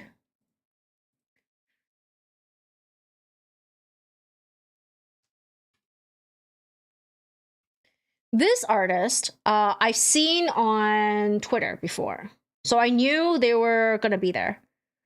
But seeing these things up close was like magical. Seeing the folds and like the little feathers, it was magical. I think this one has multiple copies. This one is probably a cast. It like, it also looks like one of a kind, but I've seen pictures of it for so long that I think it's a cast. Because they're probably selling at multiple shows at this point. Sculpt of me? I think the dirty, that's the dirty Colossus from Demon Souls. Looks like from how it looks in-game, you wouldn't know it's a bunch of people inside it because it's so dark in the swamp, right? I think they're pulling literally the actual, like, 3D files from the game or some shit in order to see what's in it, and then they make their own sculpt. Guessing sculpts from licensed characters will probably make them more money overall, so may as well price up a bit. Yeah, I feel like fan art probably is of a cute girl. Yeah. Oh, me. Thanks, Rockin' Sale. I would not call myself that. What was I saying? Yeah, I think the fan merch is pretty good. The one I want that I've seen before years and years ago. I didn't realize they were going to be at One Fest. Otherwise, I would have beelined for them, especially at the price they were. Is this little one? The crow with the splashy feet.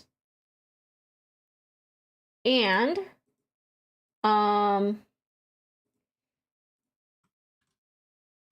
the sniper sparrow, which is only $20. Can you believe that this is $20?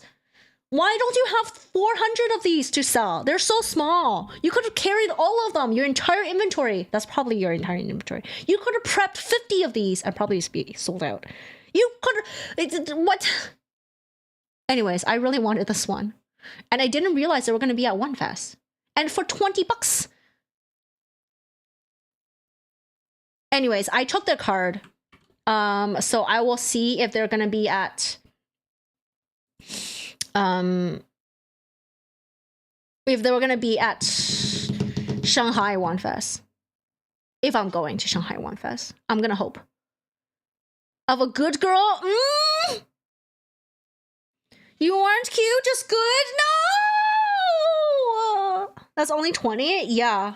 Crazy, right? Because these are custom painted. That's a painted figure, not a color cast. Like, there's no, like, colored plastic that went into it. Like, that's unbelievable. Right? Look at it. Does it not look like a painted? It's definitely painted.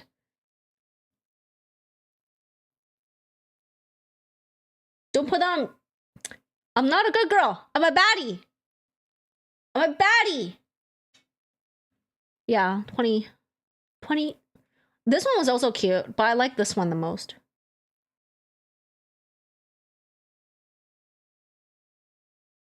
And this guy. I think this one is actually more expensive. It looks like a $40 for this one. It's wild, isn't it? The pricing. Same vendor, too. Same vendor. This one is more expensive than this one. I don't get it. I don't get it. The baddest sweetheart of them all. Stop it. Stop it. Let's see, what else? Oh, the guy who sculpted... This is the funny one. Not really funny, but...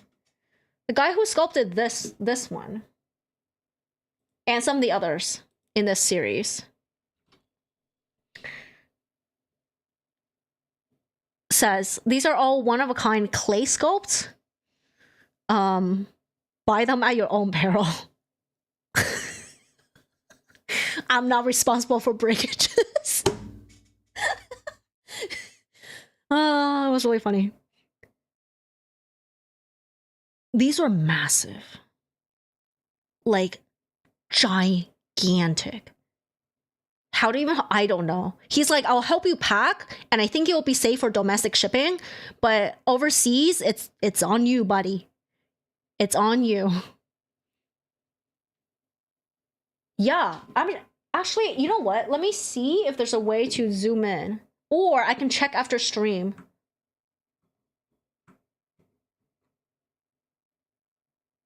It looks like $5,000.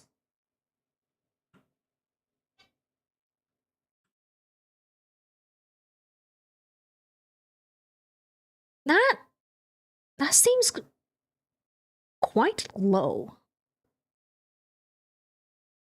Which is, it's a lot of money, But for the size and the level of detail, and the fact that this is a painted figure as well, because it's a custom clay sculpt, $5,000 seems quite low.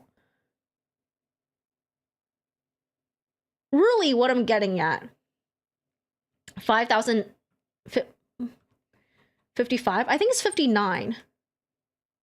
I think that's a 9.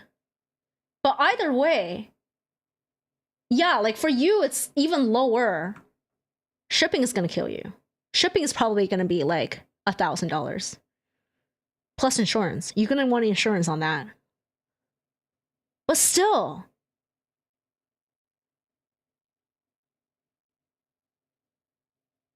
so what I'm really saying is everybody should go to One Fest and get your cool art pieces from One Fest. You know, overall, everything is shockingly low for some reason. And with your exchange rate, with the current exchange rate, it's also like extra low. This one too.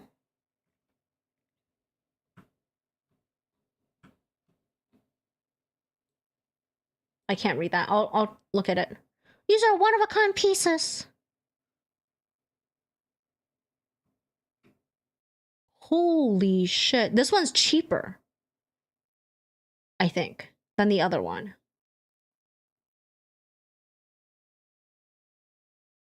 That's a bargain. Yeah, if you can take it home somehow, even if you have to pay like pretty much $3,000 to get it home, that would still make it a steal. Bargain. Stunning, isn't it? If I actually had a house to display art instead of like those crappy, you know, vases from Marshalls or regular, you know what I mean? Some of the like regular houses have such like mundane. I mean, the only reason I would not take this home is this will be a bitch to clean. I think you would have to like essentially get a really gentle hair dryer or some sort, like a hair dryer or a very gentle leaf blower, if that's possible, to get the dust off. I don't think you can wipe it. That's crazy. That's crazy. But I would rather have art like this in my home than like random ass shit from the store. Whatchamacallit? Winners, Target, all that jazz. What else? There's some more cool pictures in this Discord. Oh yeah, this dragon was very cool. Like,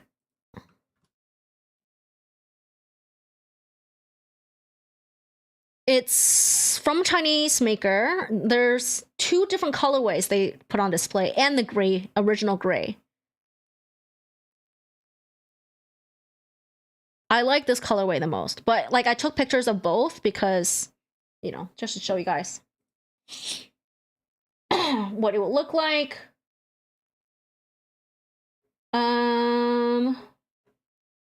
Yeah, there was some crazy good shit. Like this very realistic.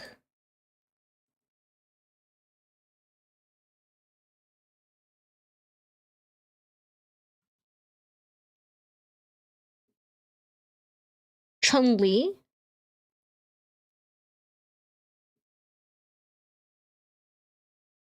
I really like her face.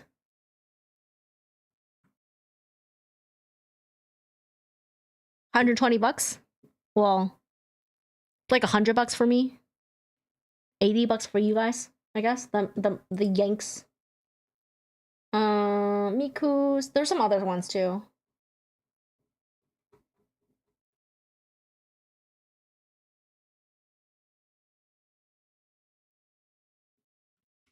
Yeah. I think everybody should go to a One Fest. The level of talent on display just blows your mind. Yeah. There is one in the States. I don't know how good it is. Because a lot of the artists at the Japanese one are Japanese or Chinese. So they will have to travel very far with all their possibly mildly fragile shit in order to sell at the American one. So I don't know how good the American one is. There were Western sculptures there. I did see a bunch of them. Like, not a bunch, like a handful of them. Oh, let me give you something to look at. There were like a handful of them. So definitely you will see good sculptors. Really, really good sculptors, hopefully, in the American One Fest. Legs aren't designed for distance. You don't know how willing you'd be to find out how bad the American one is. I think it'll just be different. I don't really want to discount it immediately and be like, it's gonna be bad. Even though, in my opinion, it's not gonna be as good. Did I prefer? No, look, he still like has a hole in his head. Look at his stuffings. All stuffings, no brain. Anyways. Yeah, I don't think it's like gonna be terrible. But I think it'll be quite different because I'm not sure how many artists from Asia are gonna travel because that's a long flight. Where is the One Fest?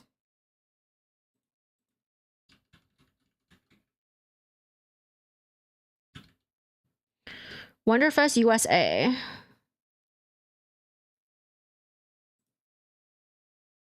It's in Louisville, Kentucky. How long of a flight is that?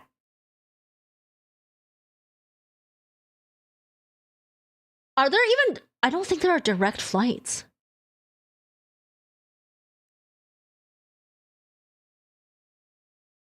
It's in May 30 to 31st.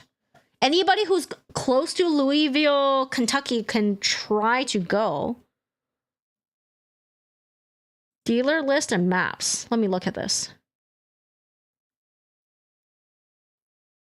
2 dealer rooms.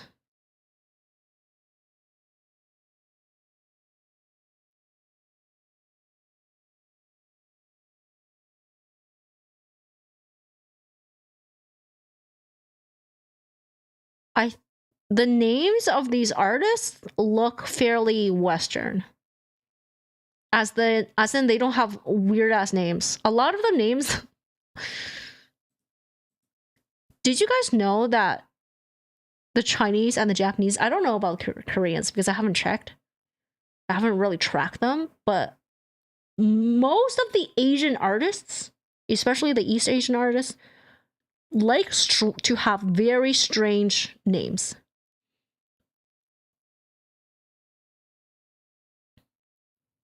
A lot of them are weird ass sentences too. And these all look like normal Western names. So I don't think there's a lot of...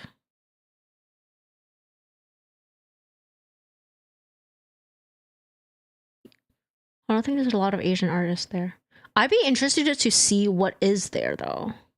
Because the vice versa is also true, right? Like a lot of Western artists are gonna have a harder time flying with their shit to the Asian shows.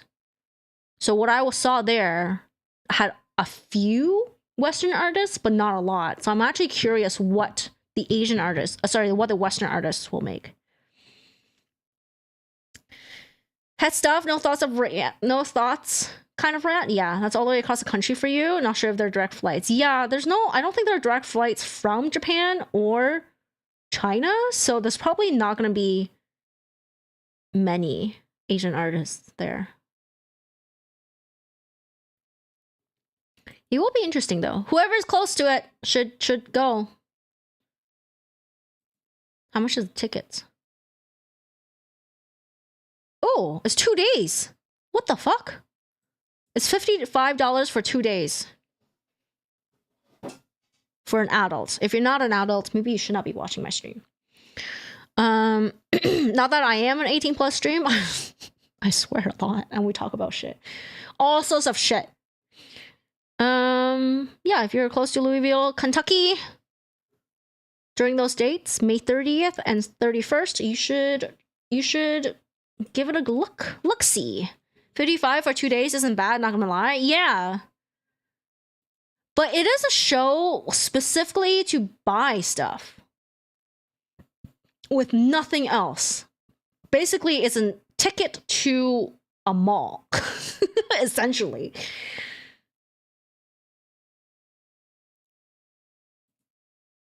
But that's pretty much on track for the Japanese One Fest. I think it was like $49 or something. Canadian. Yeah. Okay. Now that I've shown you the craziness, let me show you what I got, which is like not the most. Like first, you guys saw this. The little cat earrings.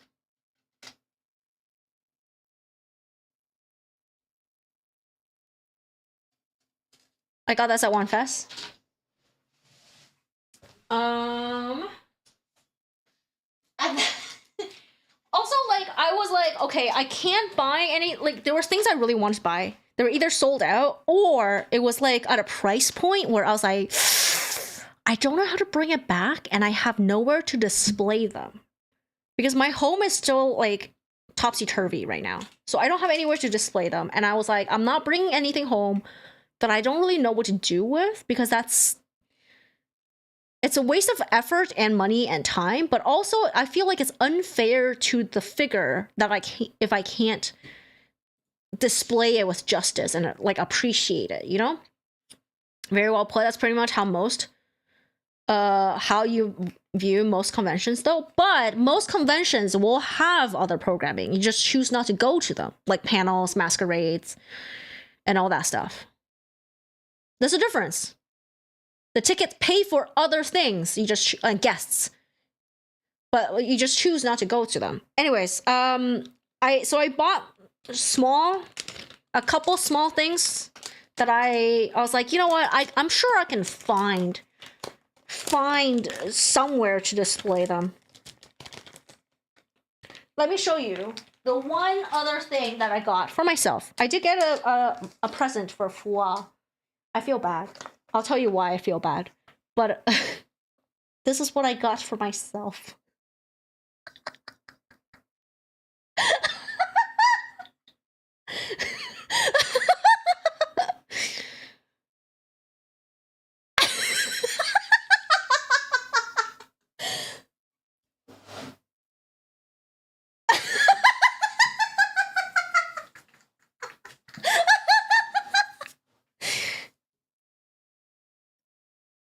Anyways, no, it's a carrot.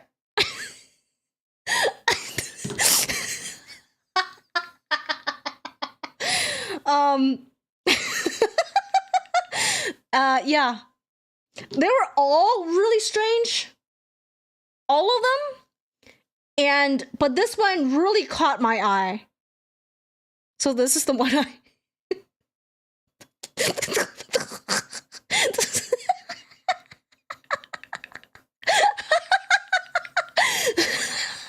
This isn't the one I bought. Never thought you'd see a sexy carrot at your eyeballs. Yeah, here you are. Yeah, Pillow Princess Carrot is different for real.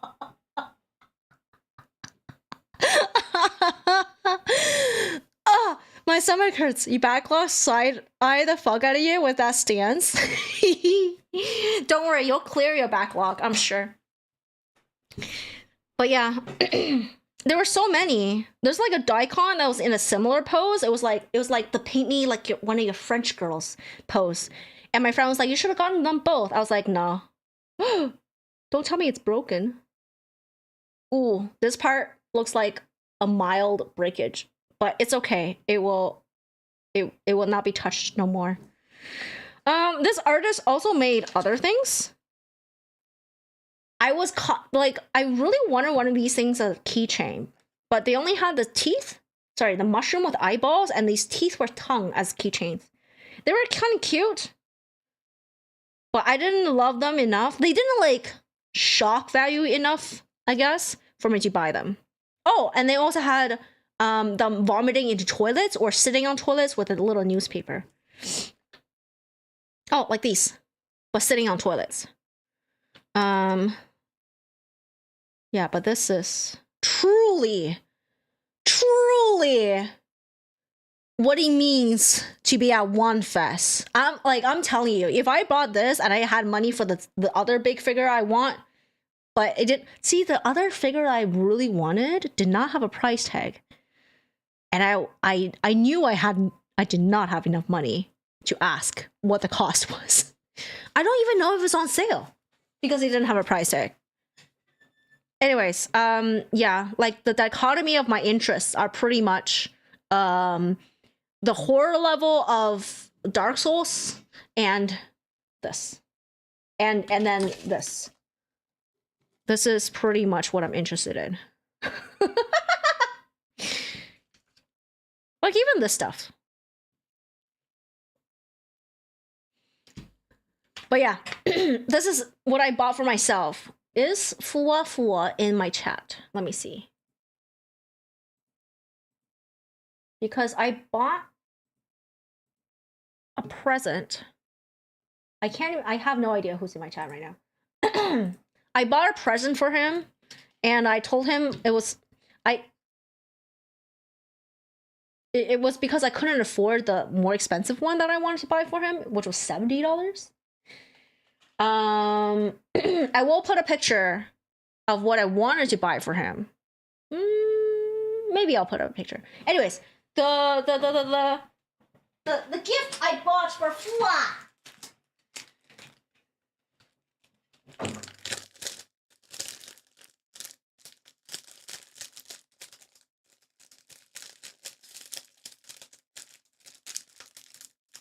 This artist did not even have social media.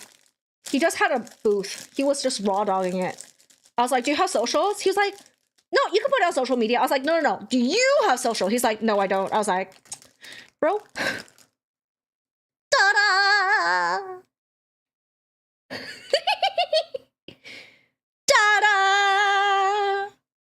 I don't know what these things are. It's called the Square Brothers. Ta-da! Farewell! Welcome in! I'm showing off what I bought at One Fest. Did you just get in? Have you seen the carrot? You can see the leg right here of my carrot. I'll show you the carrot.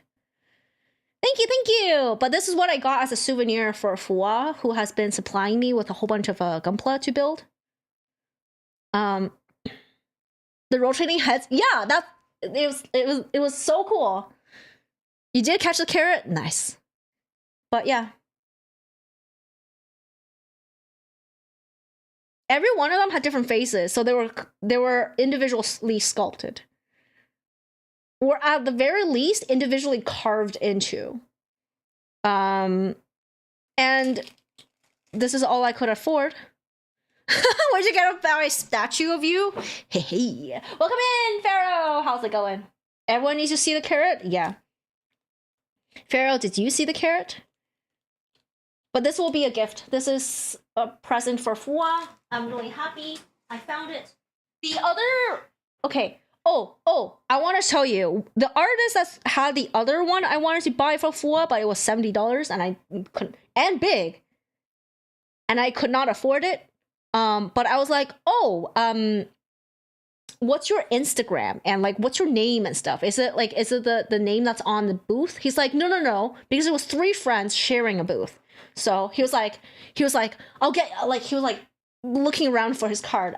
He patted his badge, so I thought he was holding like business cards in his badge holder.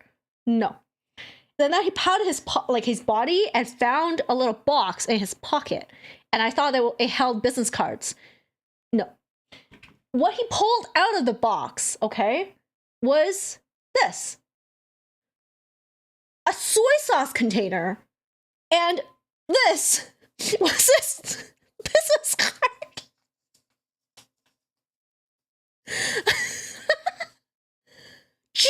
Genius! Genius!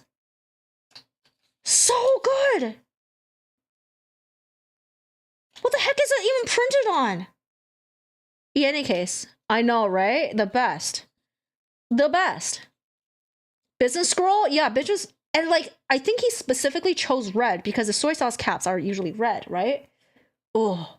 Leave the carrot on the other side of the camera view and see how many people mention it. I shall. Hold on. Let me scroll this up real tight.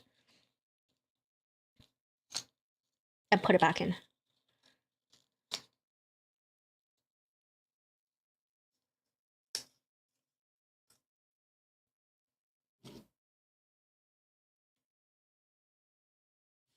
All right, Farrell. If I was flirting with you, would you be ready to assume this position for me?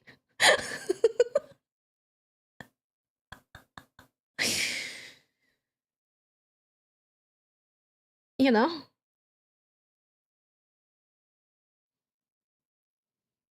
Yay! Prop him up or something.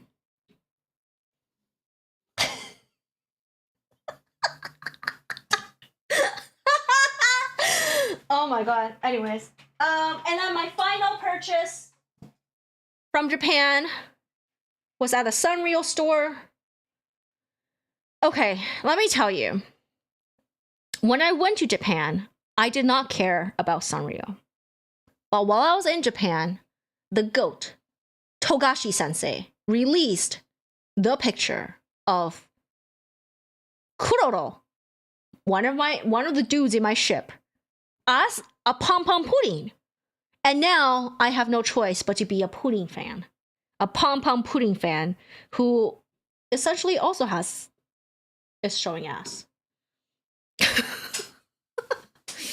I have already ordered some black colored, whatever this is, felt, and some white fur, so I can make the Kuroro coat and his hair and customize him into Kuroro. And he will live on my bag. But yeah. Many things will show whole. Actually, like that. That's it. That's it. Great stream, you guys. Great stream. And this ends my show and tell. How was it for those of you who have been here from start to end? For those of you who tuned in part way through? Did you enjoy?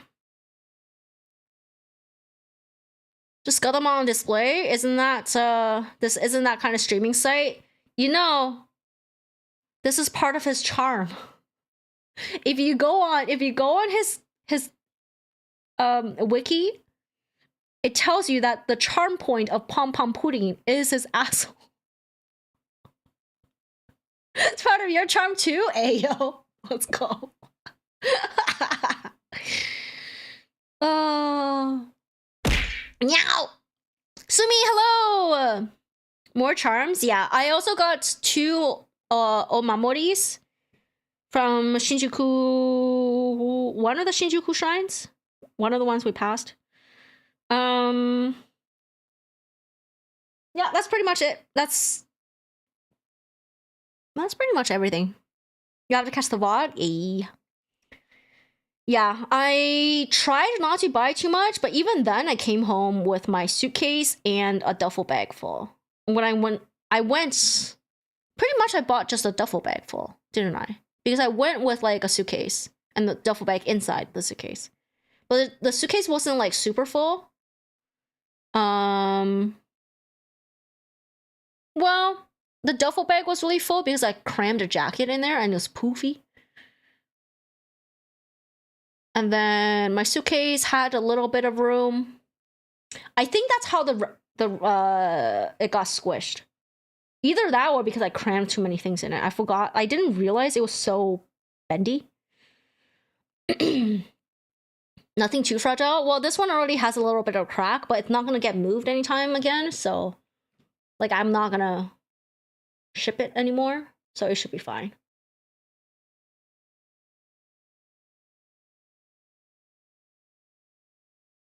Yeah. Worst comes to worst, I'll super glue it back. It's fine. It's fine. This, shockingly, these are all like individually handmade. Shockingly, this was 880 yen. Less than $10. That's insane. He's like $12. This asshole, this literal asshole was $12. Yeah, One Fest is kind of crazy. I highly recommend people to go to One Fest. Preferably the ones in Japan because they're the original ones. But I think Shanghai probably will be just as good because it's so close. I'm guessing a lot of the Japanese vendors will also fly over. The big ones, at least. The little ones who sold that little corner thing, and this one probably will not. You know, you never know. It's just that their items are such lower value. I don't know if they'll like make that trip. They might make good business, but you know, like between if they have to get licenses to sell, if they have to declare anything, it might just be too much trouble for them. But because all the Chinese vendors that turned up were sculptures of like the large ass fucking shit. William, hello! How was last week? Great. The last 2 weeks were fantastic. I bought some good stuff. Yeah. How are you?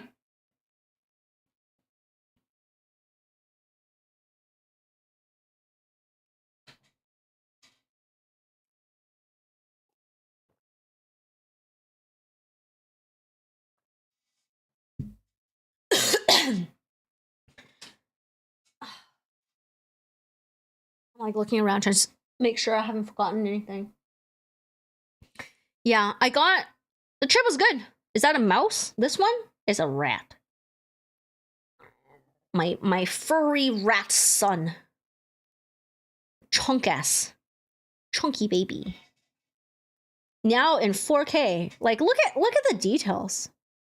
This camera is amazing. This camera is expensive. Trip was fantastic. Sumi, thank you for asking. Honestly, you're great. Just finished your exam a few days ago. Nice. Nice. You're chilling now? He's so cute. Yeah, he's my baby. Although right now he has a hole in his head. And you can see the stuffing. So I gotta patch him up. My baby. Gotta patch up my baby. That's pretty much it. We're probably gonna end stream soonish. Let me restart the music though. I didn't realize it ended.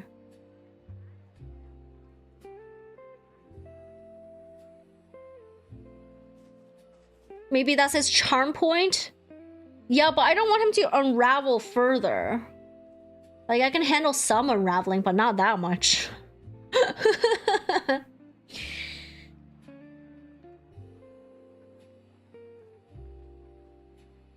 Anything else I want to discuss? Talk about?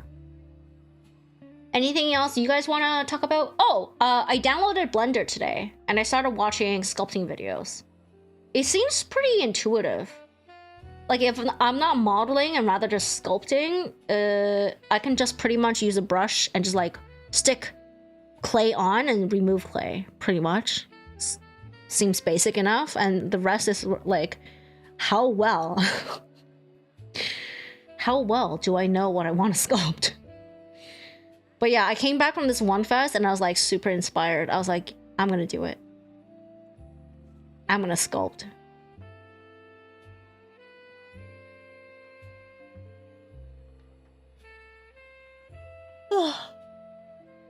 Tired. I'm not really jet lagged, and I don't really get jet lagged because I don't know why. I was like, because I don't know why. But I have gotten into the habit of sleeping quite early, which, I mean, overall it's not a bad thing, but it messes with my stream schedule.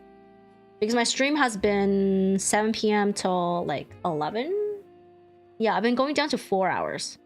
And right now it's 3, and I'm getting sleepy because I've been sleeping early and waking up early, like a normie. Like a normie with a job, except I have no job.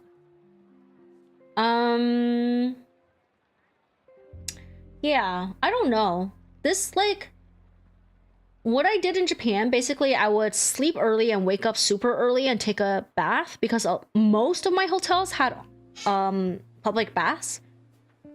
And a lot of them were open air baths too. Like they had an indoor one and an outdoor one. So I will wake up at like 6 a.m. and go to the bath. And it was great. So I kind of want to do that. But that also means I can't stream very late. So I gotta think about what I want to do. Like if I'm changing my stream schedule or if I'm just like doing some kind of... What's that word when you meet in the middle?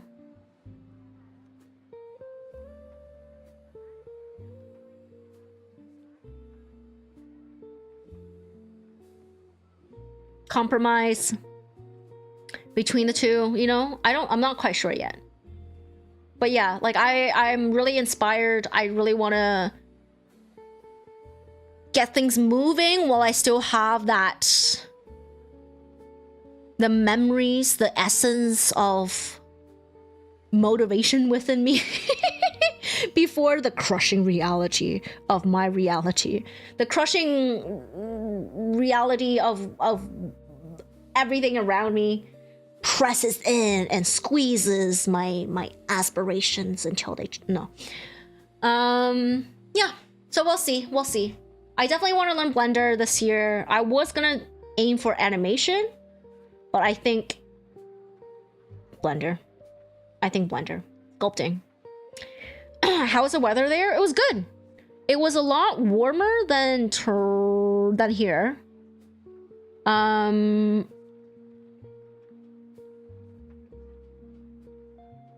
Aomori was snowier, but nowhere else. It was just weird because in Hokkaido and Aomori, I think maybe just Japan in general, they don't shovel their snow. So the roadways,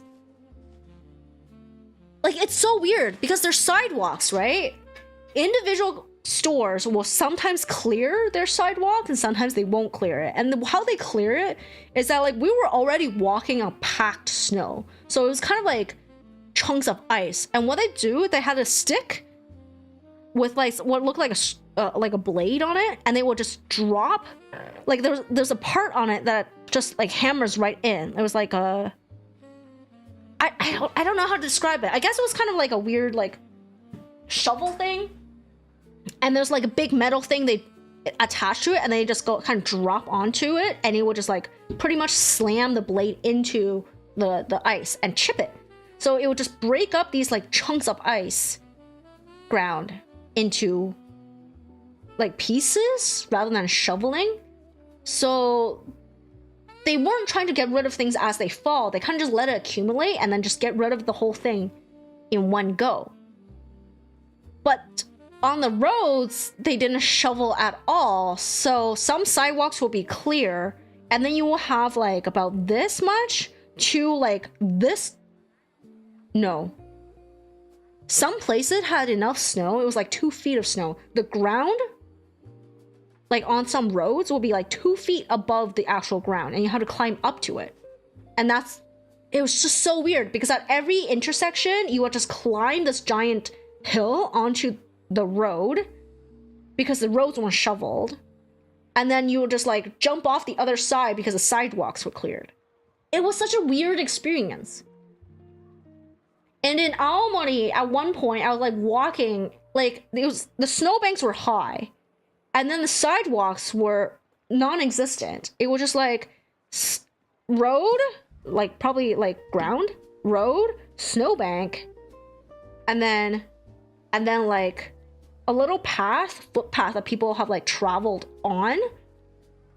But essentially, you're almost halfway, like half a floor above the ground. And I mean it, because sometimes I will walk and you can see you're almost past the first floor. It's insane of the buildings you're walking beside.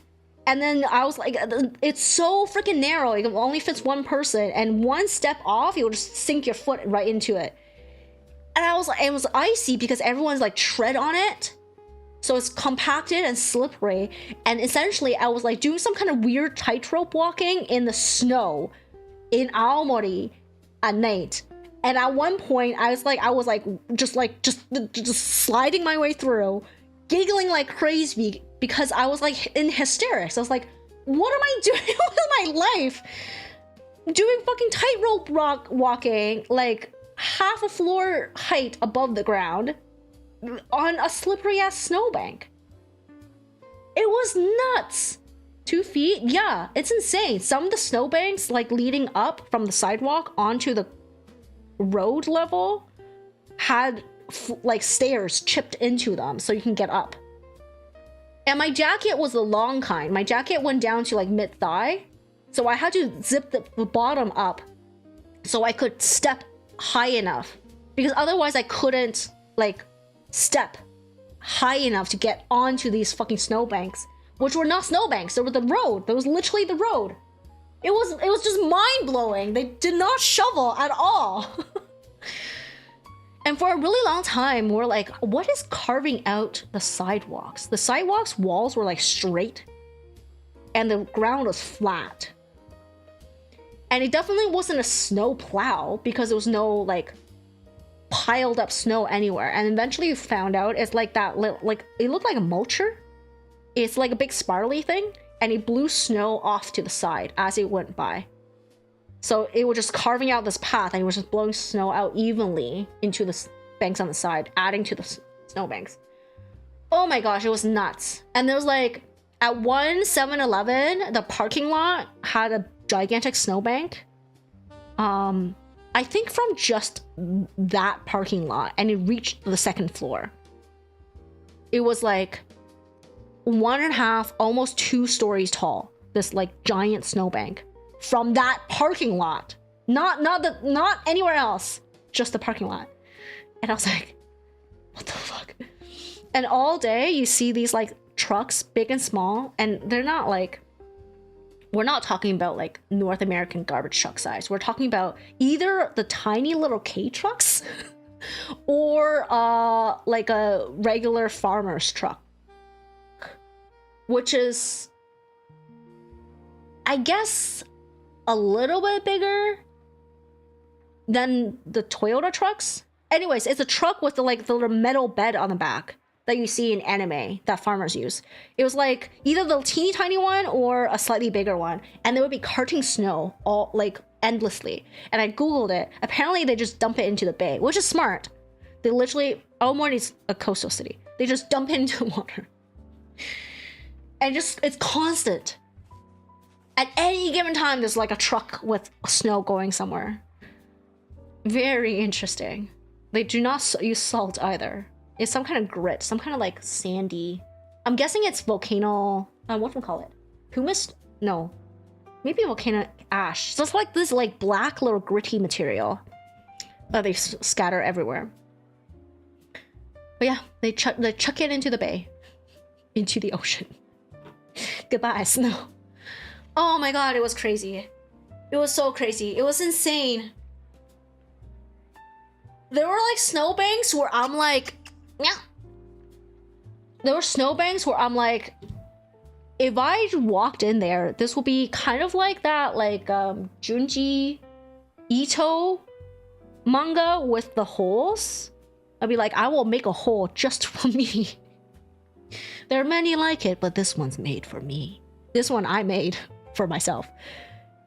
Like I could just probably just walk into it and make a little tunnel. That's how big the snowbanks were. And all of them were at least that big.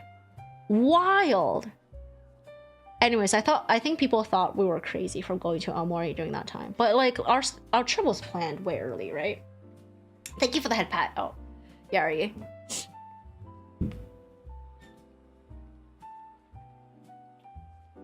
But yeah, I definitely recommend going up to Hokkaido in the winter. It is my preferred season to go to. Legs designed for distance. I have long legs, okay? And I still could not step over those stupid snow steps. Yeah, winter is my preferred season to go. I do want to go one time in the spring or summer though, just to see what it's like, because I love Hokkaido a lot.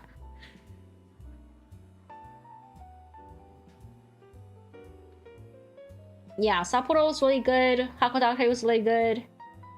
It is correct. My friend who lives in Tokyo was like, there's nothing up there. It is kind of correct. There actually is not much up there, but it was fun. I really liked it. Honestly, I did go to Tokyo. So what I did was like, I went to Tokyo and then I flew up to Sapporo. And then I went down the coast into Noboribetsu, which is an onsen town. And then I went into Hakodate, which is their first western port.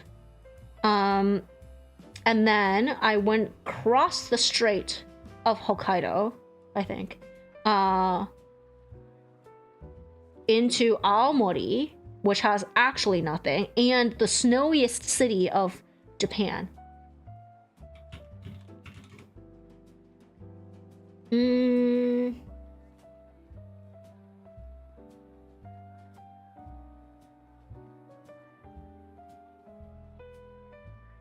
Oh, it doesn't say. But yeah, I went to Aomori, which is the snowiest cities of Japan. And then I went down into Sendai, which is where Date Masamune eventually settled. So we went to the Date Masamune Museum. Oh, I got a little keychain from there. And then I went down into Tokyo. And I was in Tokyo for 5 days. 4 days? 5 days. Around there. So I was in Tokyo. And I went to... This is where One Fest was. Where I got this guy. And Sanrio, where I got this guy. Yeah, I did go to Tokyo. Kyoto, I've been to. I do not enjoy Kyoto in the winter. Kyoto in the winter is colder. It feels colder than Canada.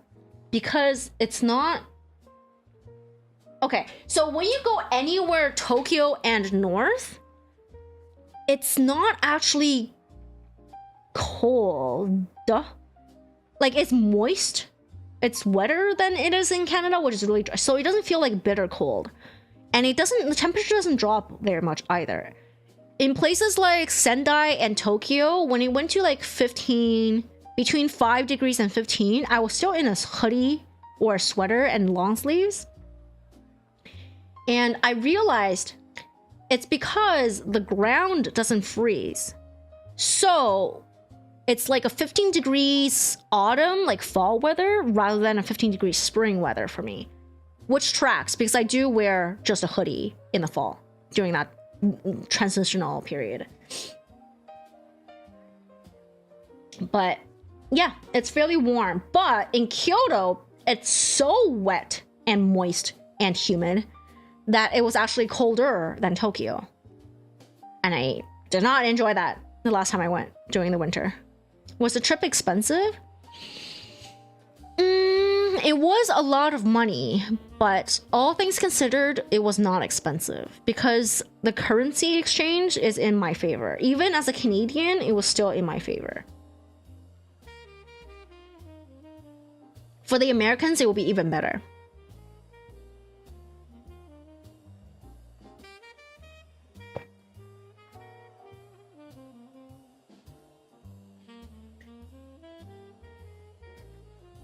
Yeah, if I say, like, sorry, if you're thinking of going, you should go sooner rather than later. Because they are getting, it's too many tourists are going.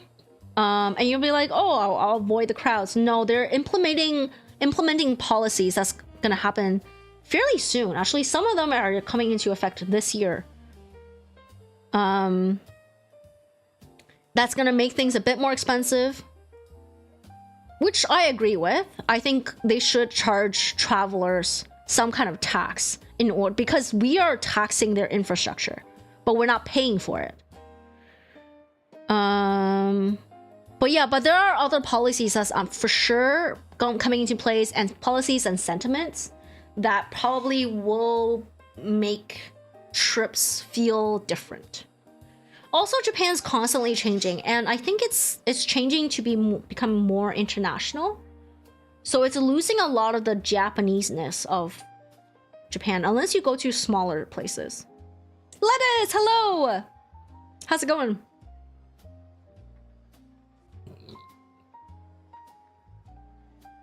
So yeah, it depends on what you want to do. Like in Tokyo, we did not go to Akihabara, but we went to Ikebukuro. And we made the mistake of going to Ikebukuro on a Saturday. And it probably was one of the worst decisions we've made. Because it was like rush hour. It was like rush hour, but with all like teenagers.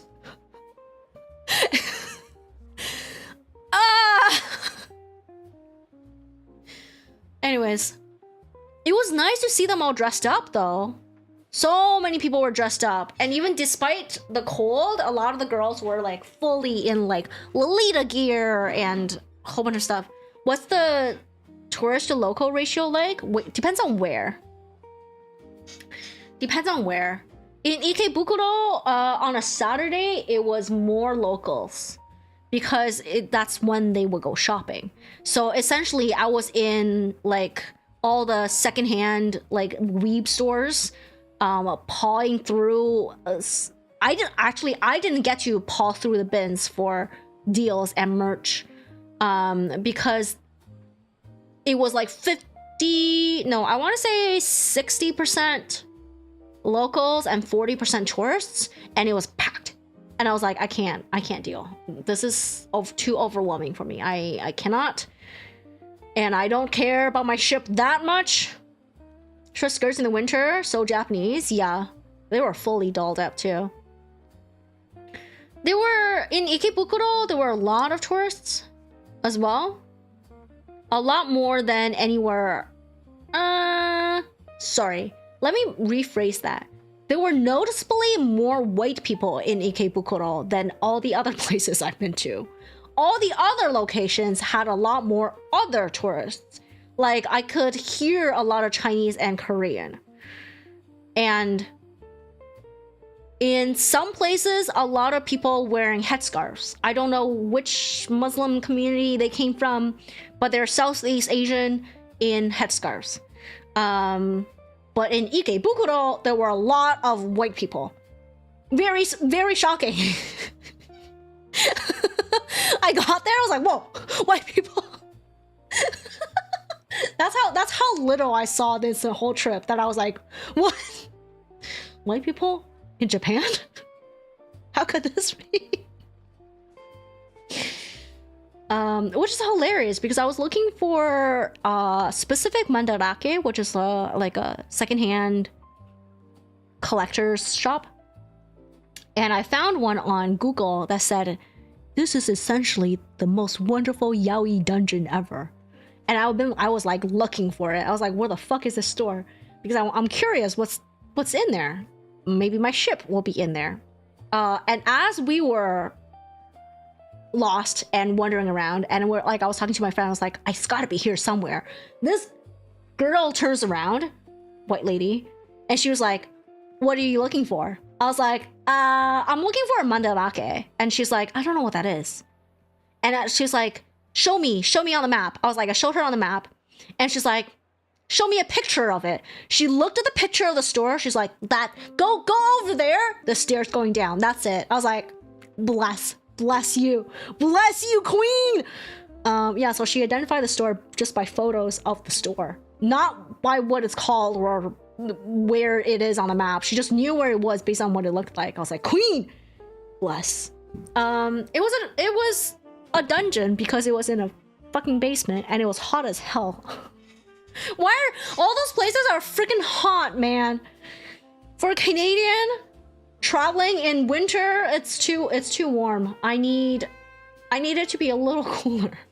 My body's not used to that heat. But yeah, it did not have my ship, and it was full of white people. It was actually just full of white people. I was shocked. Geo gets a prodigy right there, only for the Fujo destinations, the premier Fujo destinations. Speaking of Fujoness, it was I was disappointed. I went to Melon Books thinking I was gonna buy doujinshi. Maybe I'll find doujinshi for my ship. It was all straight. I think it was all straight. Anyways, a lot of tits. Yeah, it did not have my ship. And I went to 2 of them. I went to one in Sendai, I believe. And I went to one in Tokyo. The Tokyo one was fine. But the Sendai one was very interesting. I went in there. And I made all the guys in there very uncomfortable just by being in there.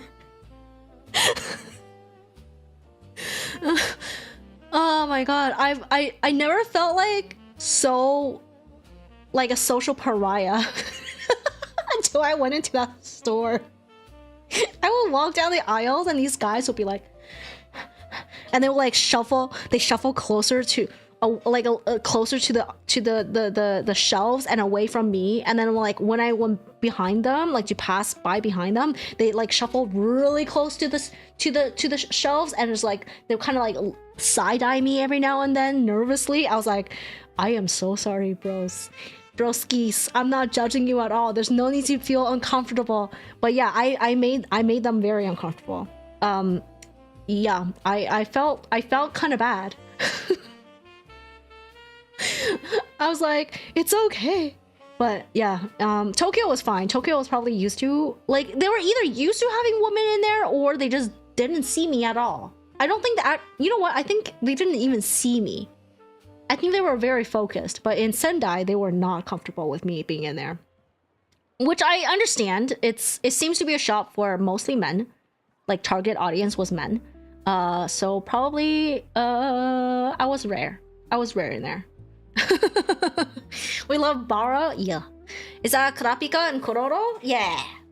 That's why I got this one. Because of the pom-pom puri. The Kuroro pom-pom puri. Which I don't know if you know. But Togashi sensei drew Kuroro as a pom-pom puri. So now I have no choice but to be a pom-pom stan, and I ordered materials to make him a coat. Off of Temu. So hopefully once that comes, I will sew him a little coat. Including buttons! I bought buttons! It's gonna be a pain in the fucking ass to put those buttons on. I just realized. But in any case, he will wear a coat. And I will transform him into Kuroro. With the charm point. But yeah, I was pretty disappointed in that I couldn't find any doujins, the Fujo doujin. I found one store that had the Fujo doujins, but I didn't quite understand the layout, and I don't know why. Maybe it was because it was like Saturday in Ikebukuro, and there was a number of people, and it wasn't like the store was particularly busy, but there was like definitely a person every couple steps, right? Like it wasn't like packed. So I was not very comfortable just like spending too long in there trying to figure out what the hell was happening, because I felt like I was in their way, because these girls definitely were looking for something. They were like flipping through them, pulling one out, putting back in, and flipping through. They were looking for something, and I was like, well, I'm not gonna let my casual ass bother them, especially when I couldn't understand the organization system. So I am unfortunately, disappointingly, very empty-handed in terms of the doujin department, but that's okay. Like, I didn't have it on my to buy list. I'm not quite ready to accumulate doujins again just yet. Ranked yaoi browsing, yo. And honestly, I don't even know. Yeah, I don't even know what kind of doujin at this point would push me to buy one. But I am really happy with the rest of my purchases. Cat's Bizarre Adventure, yo. If I could one day like do like a shot, like come with me while I shop, I think that would be hilarious. Also, like when I go through a city that I'm not really familiar with,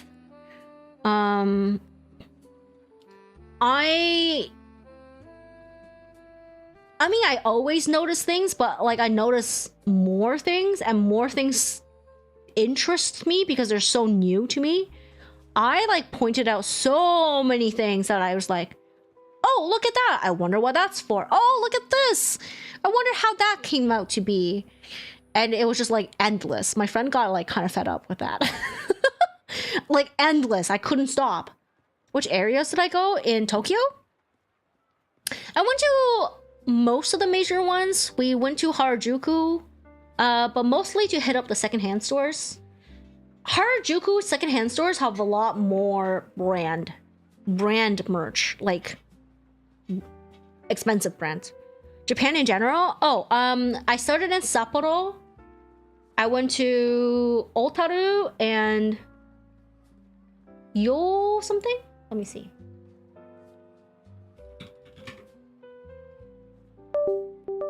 Oh my god. Oh my god. Otaru and Yoichi, which are two little cities that are part of a day trip, because my friend wanted to go to the whiskey brewery / museum in Yoichi, and then we had sea urchin and crab there. And it was just like a brief day trip. We didn't really explore. Also, like in the middle of the winter, not too much was open, and trains were... It was like a little scary because we didn't know how often and when the last trains and buses were. But yeah, we went to Otaru. It was pretty cool. Otaru had like, it's like full of glass stuff, and that's where I got this. I don't know if it's glass. It might have been just resin. But there's like a lot of people in Otaru. It's more touristy than I thought. And it had really interesting stuff. It had like a music box museum. Yeah, if I go back to Hokkaido, and hopefully in a season that's not winter, I would want to stay in Otaru for a couple days.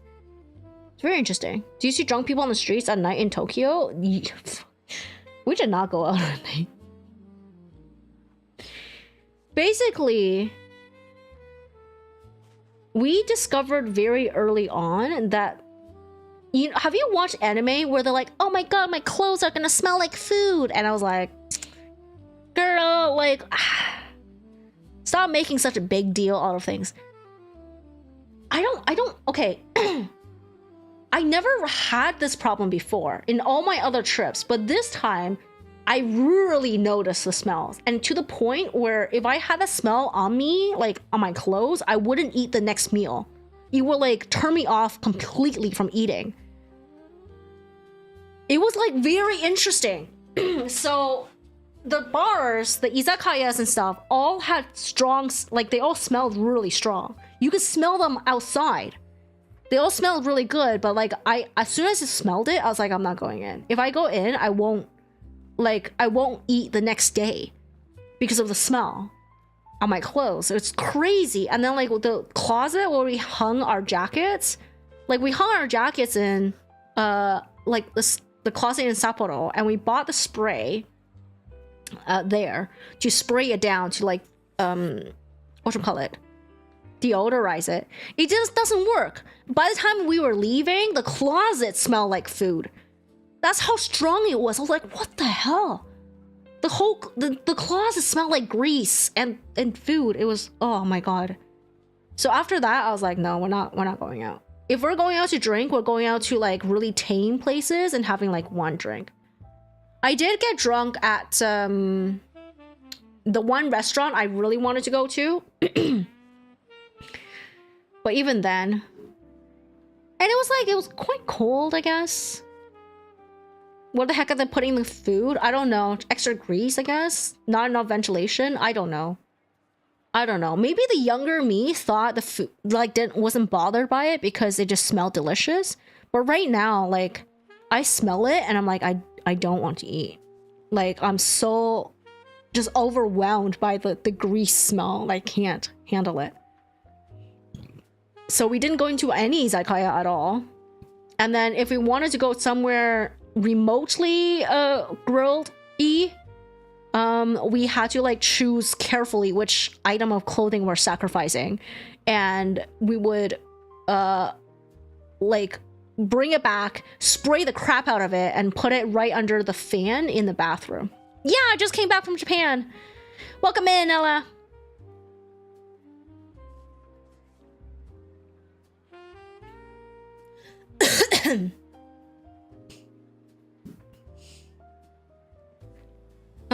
What else did I eat? I ate a lot of kaisendon, a lot of fresh seafood. The one place I wanted to go to in Aomori, I couldn't get to because it was in another town. And with the snow, the heavy snow, like slowing everything down, I was like, I don't think we can go and come back. What cities? Sapporo, Noboribetsu, Hakodate. Oh, actually, I should tell you. My second time in Sapporo. This is my second time in Noboribetsu. My second time in Hakodate. My first time in Aomori. My first time in Sendai. My fourth time or fifth in Tokyo. And that was my trip. We flew up. We landed in Tokyo, flew up to Sapporo, and then wiggled our way down on the Shinkansen.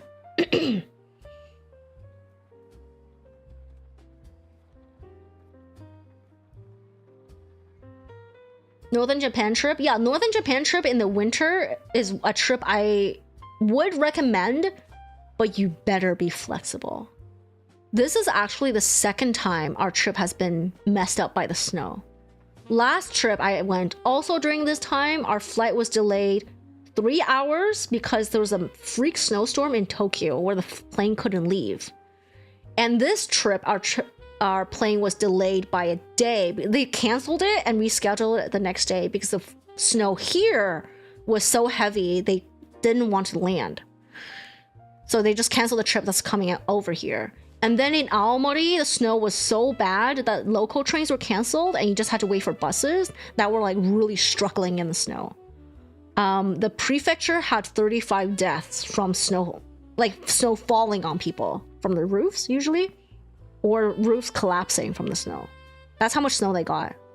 So in Aomori, only the Shinkansen was running. All the local trains were gone. Like I went over overpass bridge, pedestrian overpass bridge that went over a local train station, and I couldn't even see where the track was.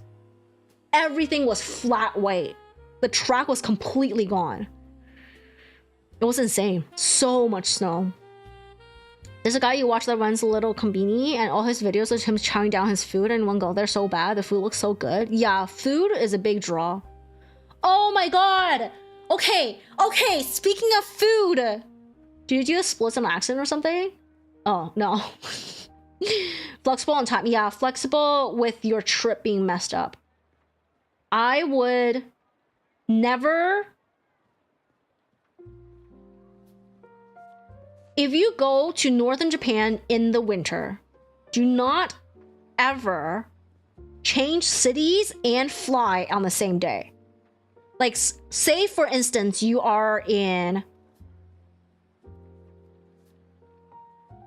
Look, okay, so this is, for example, this is what happened to us. We were supposed to stay the night in Tokyo and then fly to Sapporo the next day. But because our flights were delayed, we essentially flew out within 4 hours of us landing. And our flight went up from $70 to $300 for that flight. It was incredibly painful. But we didn't... Basically, I could cancel the hotel because we got enough notice for the first flight, the first night. And then the initial flight over, we had to cancel as well. to Sapporo. I think I got some refunds back, but not all of it. Because it was like the ticket was not refunded, but all the airport taxes were refunded because we did not travel. But yeah, we had to buy another ticket because essentially we were supposed to fly out in the morning, but we landed already in the evening and we flew out like 3-4 hours after we landed. Ooh, yeah, like don't change cities and fly on the same day, just in case, because snow is a big thing there. When we were in Hakodate, moving to Aomori, and from Aomori to Sendai, Sapporo got hit with 2 snowstorms. So for people who were somewhere in the north and going to Sapporo to fly anywhere else, like maybe Tokyo, whatever, they all got fucked over so bad because the trains weren't running. So you never want to do that. You always want to split it into different days. Like if you need to fly out of Sapporo and you're not in Sapporo, you need to get to Sapporo the day before or 2 days before. So that if anything was delayed, you have a bit of a leeway and you won't panic like hell. My friend was panicking and I was like, it's fine. Like, honestly, the worst thing that could happen is that you pay more money. That's it. Nothing else is wrong, has gone wrong. Like, there's no injuries. Even if you lose items, you haven't lost your passport. And like, almost every problem could be solved with money. And neither of us are broke ass bitches. It's gonna hurt, but we can do it. So there's no panic. Don't panic. We're fine. We're fine. So that's the other thing. If you want to go to northern Japan in the winter, don't go as a broke ass bitch. Because sometimes you just need to spend extra money to solve some problems that are entirely out of anybody's control. Like a freak snowstorm. Like that's you can't control that. There's no way you could predict it, that the day you're gonna be there is the day they're gonna have a freak snowstorm, you know? Especially when you're planning trips like months in advance.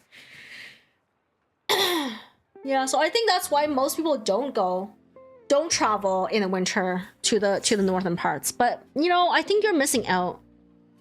I think if you can swing it, money and, you know, anxiety wise, you should go because it is beautiful in the winter. It is so nice. And like sitting in an outdoor onsen in the winter, in the snow, and watching that snow fall all around you while you're sitting in the hot springs, it's magical. You're taking a train through the snow, like fat ass snowflakes, like it looks like a movie set. It's beautiful. My God, it's so nice. That's why I went back twice in the winter. I think it's really worth it. But a lot of people, obviously, if you're not a fan of snow, if you're not a fan of inconveniences or paying extra to adjust your schedule, if all that gives you a lot of stress, don't do it. Don't do it. It's not. I think at that point, it's not worth the stress. And then Japan does seem super nice. Yeah, I do want to go during the summer, just because I like those places. Never been in the snow. Oh my God. We were in Aomori and on a bus stop at Aomori Station, Shin Aomori Station, the Shinkansen station. We were looking for a bus that would get us into the city, which is like an hour, 40 minutes away. So there was a whole bunch of tourists everywhere, confused as fuck. And then a bus pulls up and I was like, this is it. And I was like booking for it. I was like, we were like dragging our luggage in the snow, like going after this bus. And then we see these 2 foreigners. Well, one looks Asian, but looked like not Japanese Asian. And then the other one was brown. But then they were like conversing and they were like, where does this go? Where do we go? And I was like, this is the bus. If you're going to the city, this is the bus. They were like, which one is it? I was like, don't worry about it. Just get on this bus. This is the bus. Get on this bus. Basically, the buses were so delayed that I was like, that when we went to the information center, they told us all the buses were delayed, and they're like, these are the numbers you can get on, and just get on them. I was like, okay, I will just get on them. Yeah, so one guy listened. I think the other one was waiting for a friend, so he did not get on. But the guy that came on with us, we ended up chatting. He's from California. And we were talking. He was like, oh yeah, like, how are you finding this cold? I was looking at him. I was like, I am so hot right now. We were wearing the same brand jacket. We were wearing the same jacket. Mine was a little longer, but I was like, my jacket was unzipped. I was like trying to fan myself. I was like dying. And I was like, I'm from Canada, and this is a little warmer than I expected. I think it was like -5 or 0 or something like that during the day. It was like warm. Whereas in Canada, we went down to like -30. Essentially, so I left -30 Celsius to go to negative like 10, -5 lowest. So it's a 20-degree difference. So I was like dying of heat, and they blast the heat on the bus, and nobody opens the window. So I was also like, felt like suffocated too. It was super stuffy. -5 and warm in the same sentence. And I was like, yeah, I was like talking to him. I was like, yo, how are you handling this cold? Because I know you Californians, you LA folks. I was like, how are you doing? He was like, I am wearing everything I own at this moment. I was like, is that why you look like a ball? You look like you're ready for Everest at this point. He was like, I'm so cold. I was like, yeah, I get that. I don't feel it, but I get it. So yes. Yeah, I don't know. I think my body's just very... Canada's actually that cold. It is that cold this year. It's been like that for a couple of years now. It is very cold for a little bit. This year especially. A lot of my friends are saying it's especially cold. I think it's been like this for a couple of years. But yeah. We do get very cold.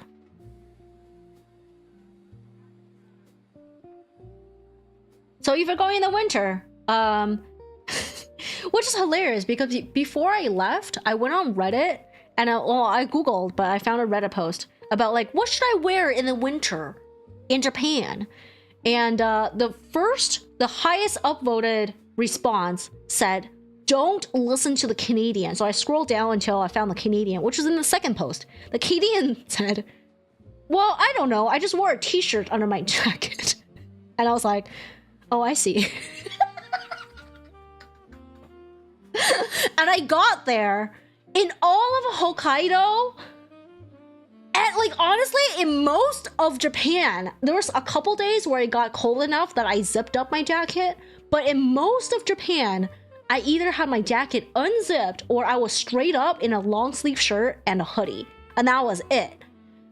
But yeah, I was like, the whole time I was like, oh my God, I know now. Canadians are a problem.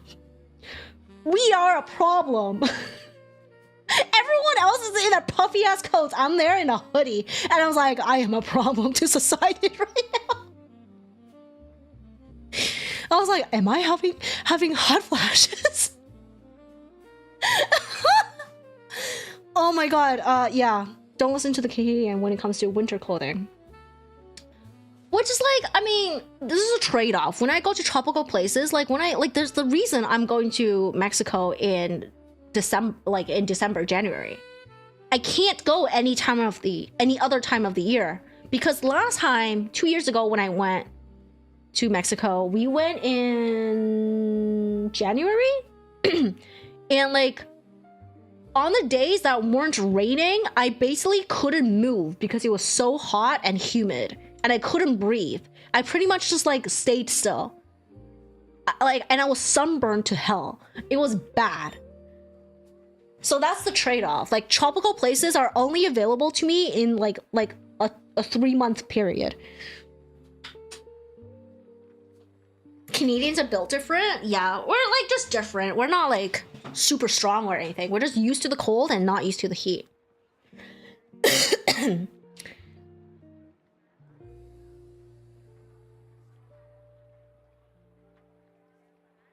What else was interesting?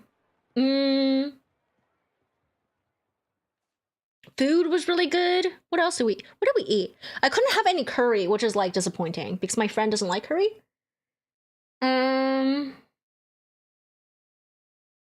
We ate a lot of raw fish because, as I discovered during the New Year, do I speak Japanese?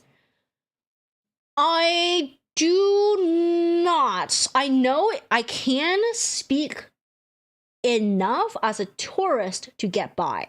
Like, I can ask about directions and understand some directions. I can ask about what I'm eating. And I can ask like things like, what do you recommend? And stuff. And then most time when they reply, I can tell them either not either, just like I can be like, please slow down, and then eventually they will just mime and point for me.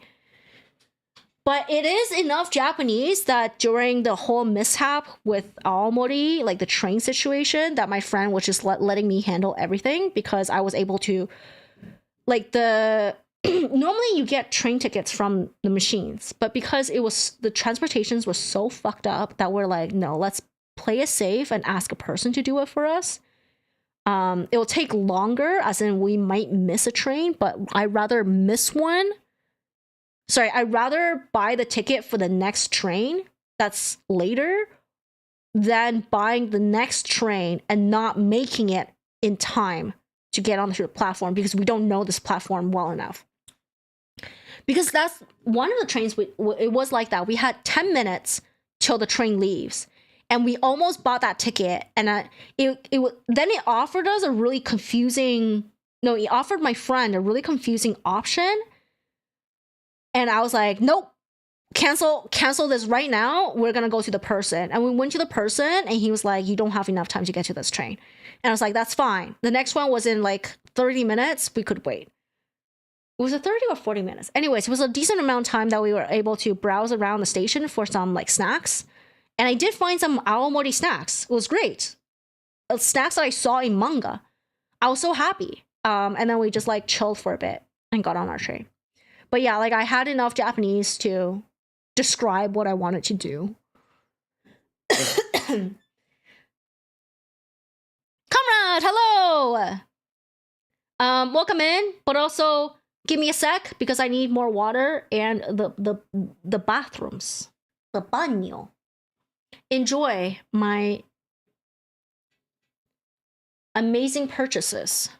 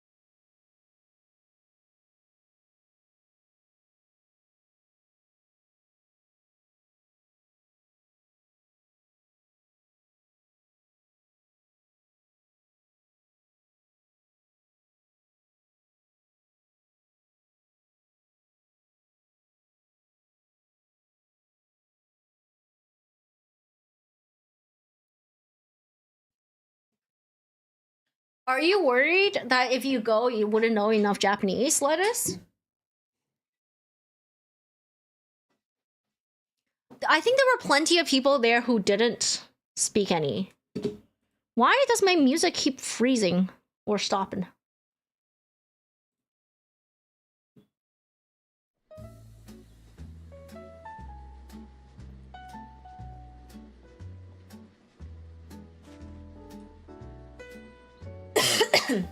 I think, yeah, there were like plenty of people there who didn't seem to speak a lot of Japanese. Like, not even to my minuscule, teeny tiny level. How am I? I'm really good. I just came back from Japan. How are you? Good to see you. Yeah, I think as long, like, it really depends on your willingness to communicate through miming. And honestly, Google Translate is great. You just speak into it now. So a lot of the shopkeepers, like the sales folks, would talk into their translator app and then show us the translation. And like for really complex things, I would do the same.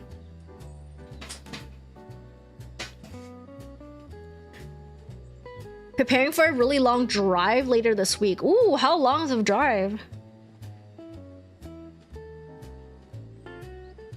Not too long, I hope. It's like, it sucks to sit still for that long. I basically didn't move on my entire flight home, and I was like, 1 day and 14 hours. That's very long. How many stops are you gonna make? You're gonna stop, pull over and sleep, right? That's like your entire travel time and not just like the entire drive time, I hope.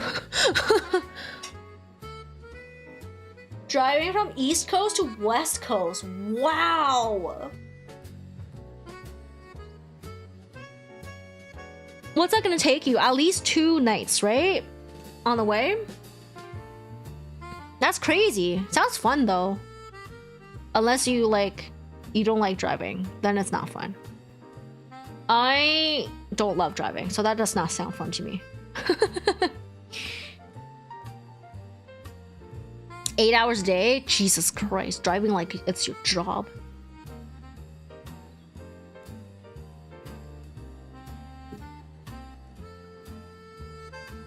Why is this one louder?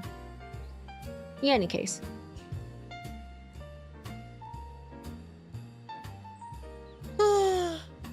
Getting tired. We're approaching 4 hours, which is my usual end time, so I'm actually surprised I lasted this long. I thought it was gonna be a short stream. Like a 2 to 3 hour stream. But I guess I was super hyper and like really excited to show you all the stuff I got. At least you don't have to drive back for a couple of years. Oh, are you moving? Is this a move? Holy shit. Does that mean you're also packing? That is crazy. That's actually crazy. Because after all that drive, you're gonna have to unpack too. Wow. Honestly, for years, I was like, I can't fathom moving. But I don't know why. This trip was like, I was like, I want to live in Japan. But not like permanently. But more like I want to live there for maybe 2 to 3 years. 2 to 5 years max. No, not more than 5. 2 to 3. But I was like, I want to just like travel somewhere and live there for a while and then come back. I'm actually thinking about that now. Even though like, it feels so daunting. You're getting stationed on the West Coast. Oh, it's a work travel. Wait. If it's a job relocation, can't you fly? Or is it because you're still hauling stuff across the coast? Like you're driving a lot of your own stuff across.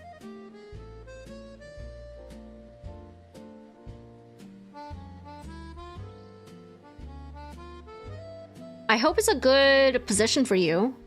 I know Josh was not very happy. I'm guessing it's military from the word station. You're taking things with you. Ah, I see, I see. Yeah, Josh did not like his militariness. So I hope yours is better.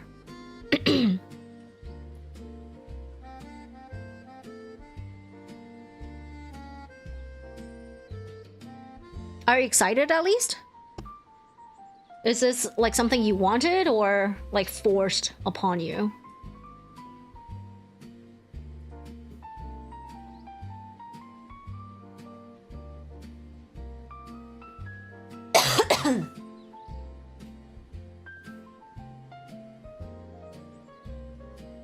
Mix of both?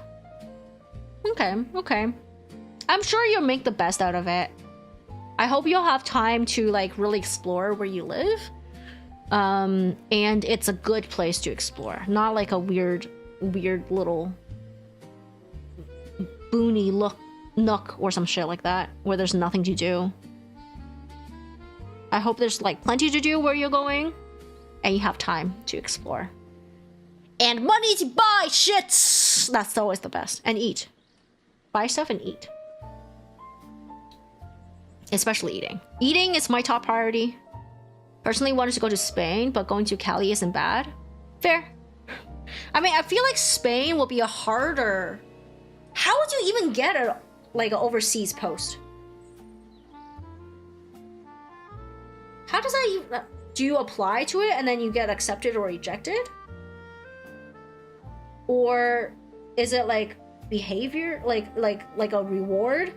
Like, oh, you've done such a good job, we're gonna send you overseas to a random ass place.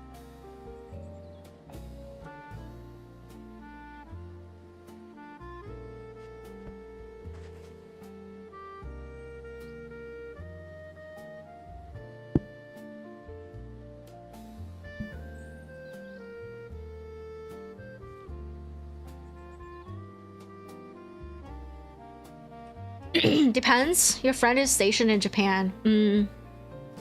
Perfect place to spend all your money.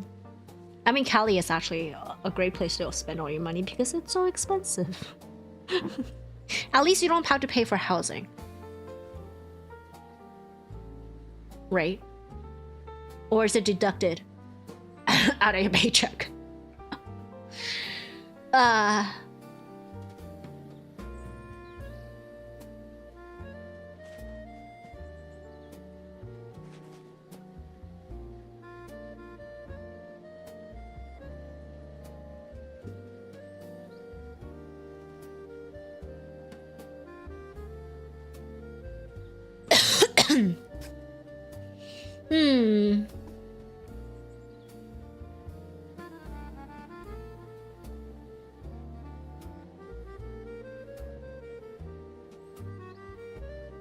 Free housing for now until you get Whoa.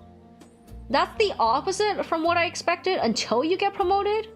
Once you are promoted, you have to pay for housing? Is that not the opposite of what it should be?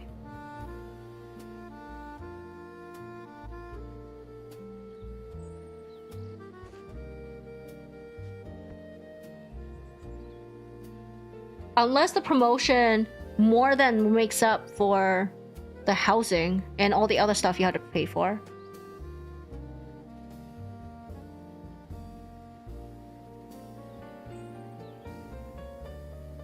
When you get E5, you get paid more, but right now you're a junior. Ah, I see. I hope it's not like a net zero. You know what I mean? Like your promotion and the housing you had to pay nets each other, especially like since you're in Cali where it's expensive to stay. That would suck because then essentially you did not get a promotion. You just have more stuff to do now.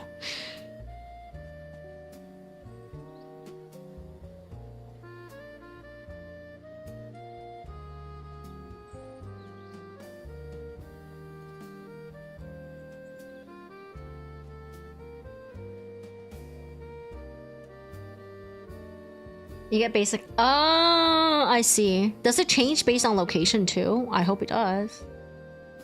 But that's not nearly as bad then. Okay, I will end stream. This is shockingly my normal end time. Changes on location. Okay, that's good. I did not expect to go for this long. Let us do a quick raid to a friend because I just want to raid and run. Shall we go to The body is round. and our His little legs aren't designed for distance. excuse you. Let's go to Kess. She's playing Ark. Ark. Survival Ascended.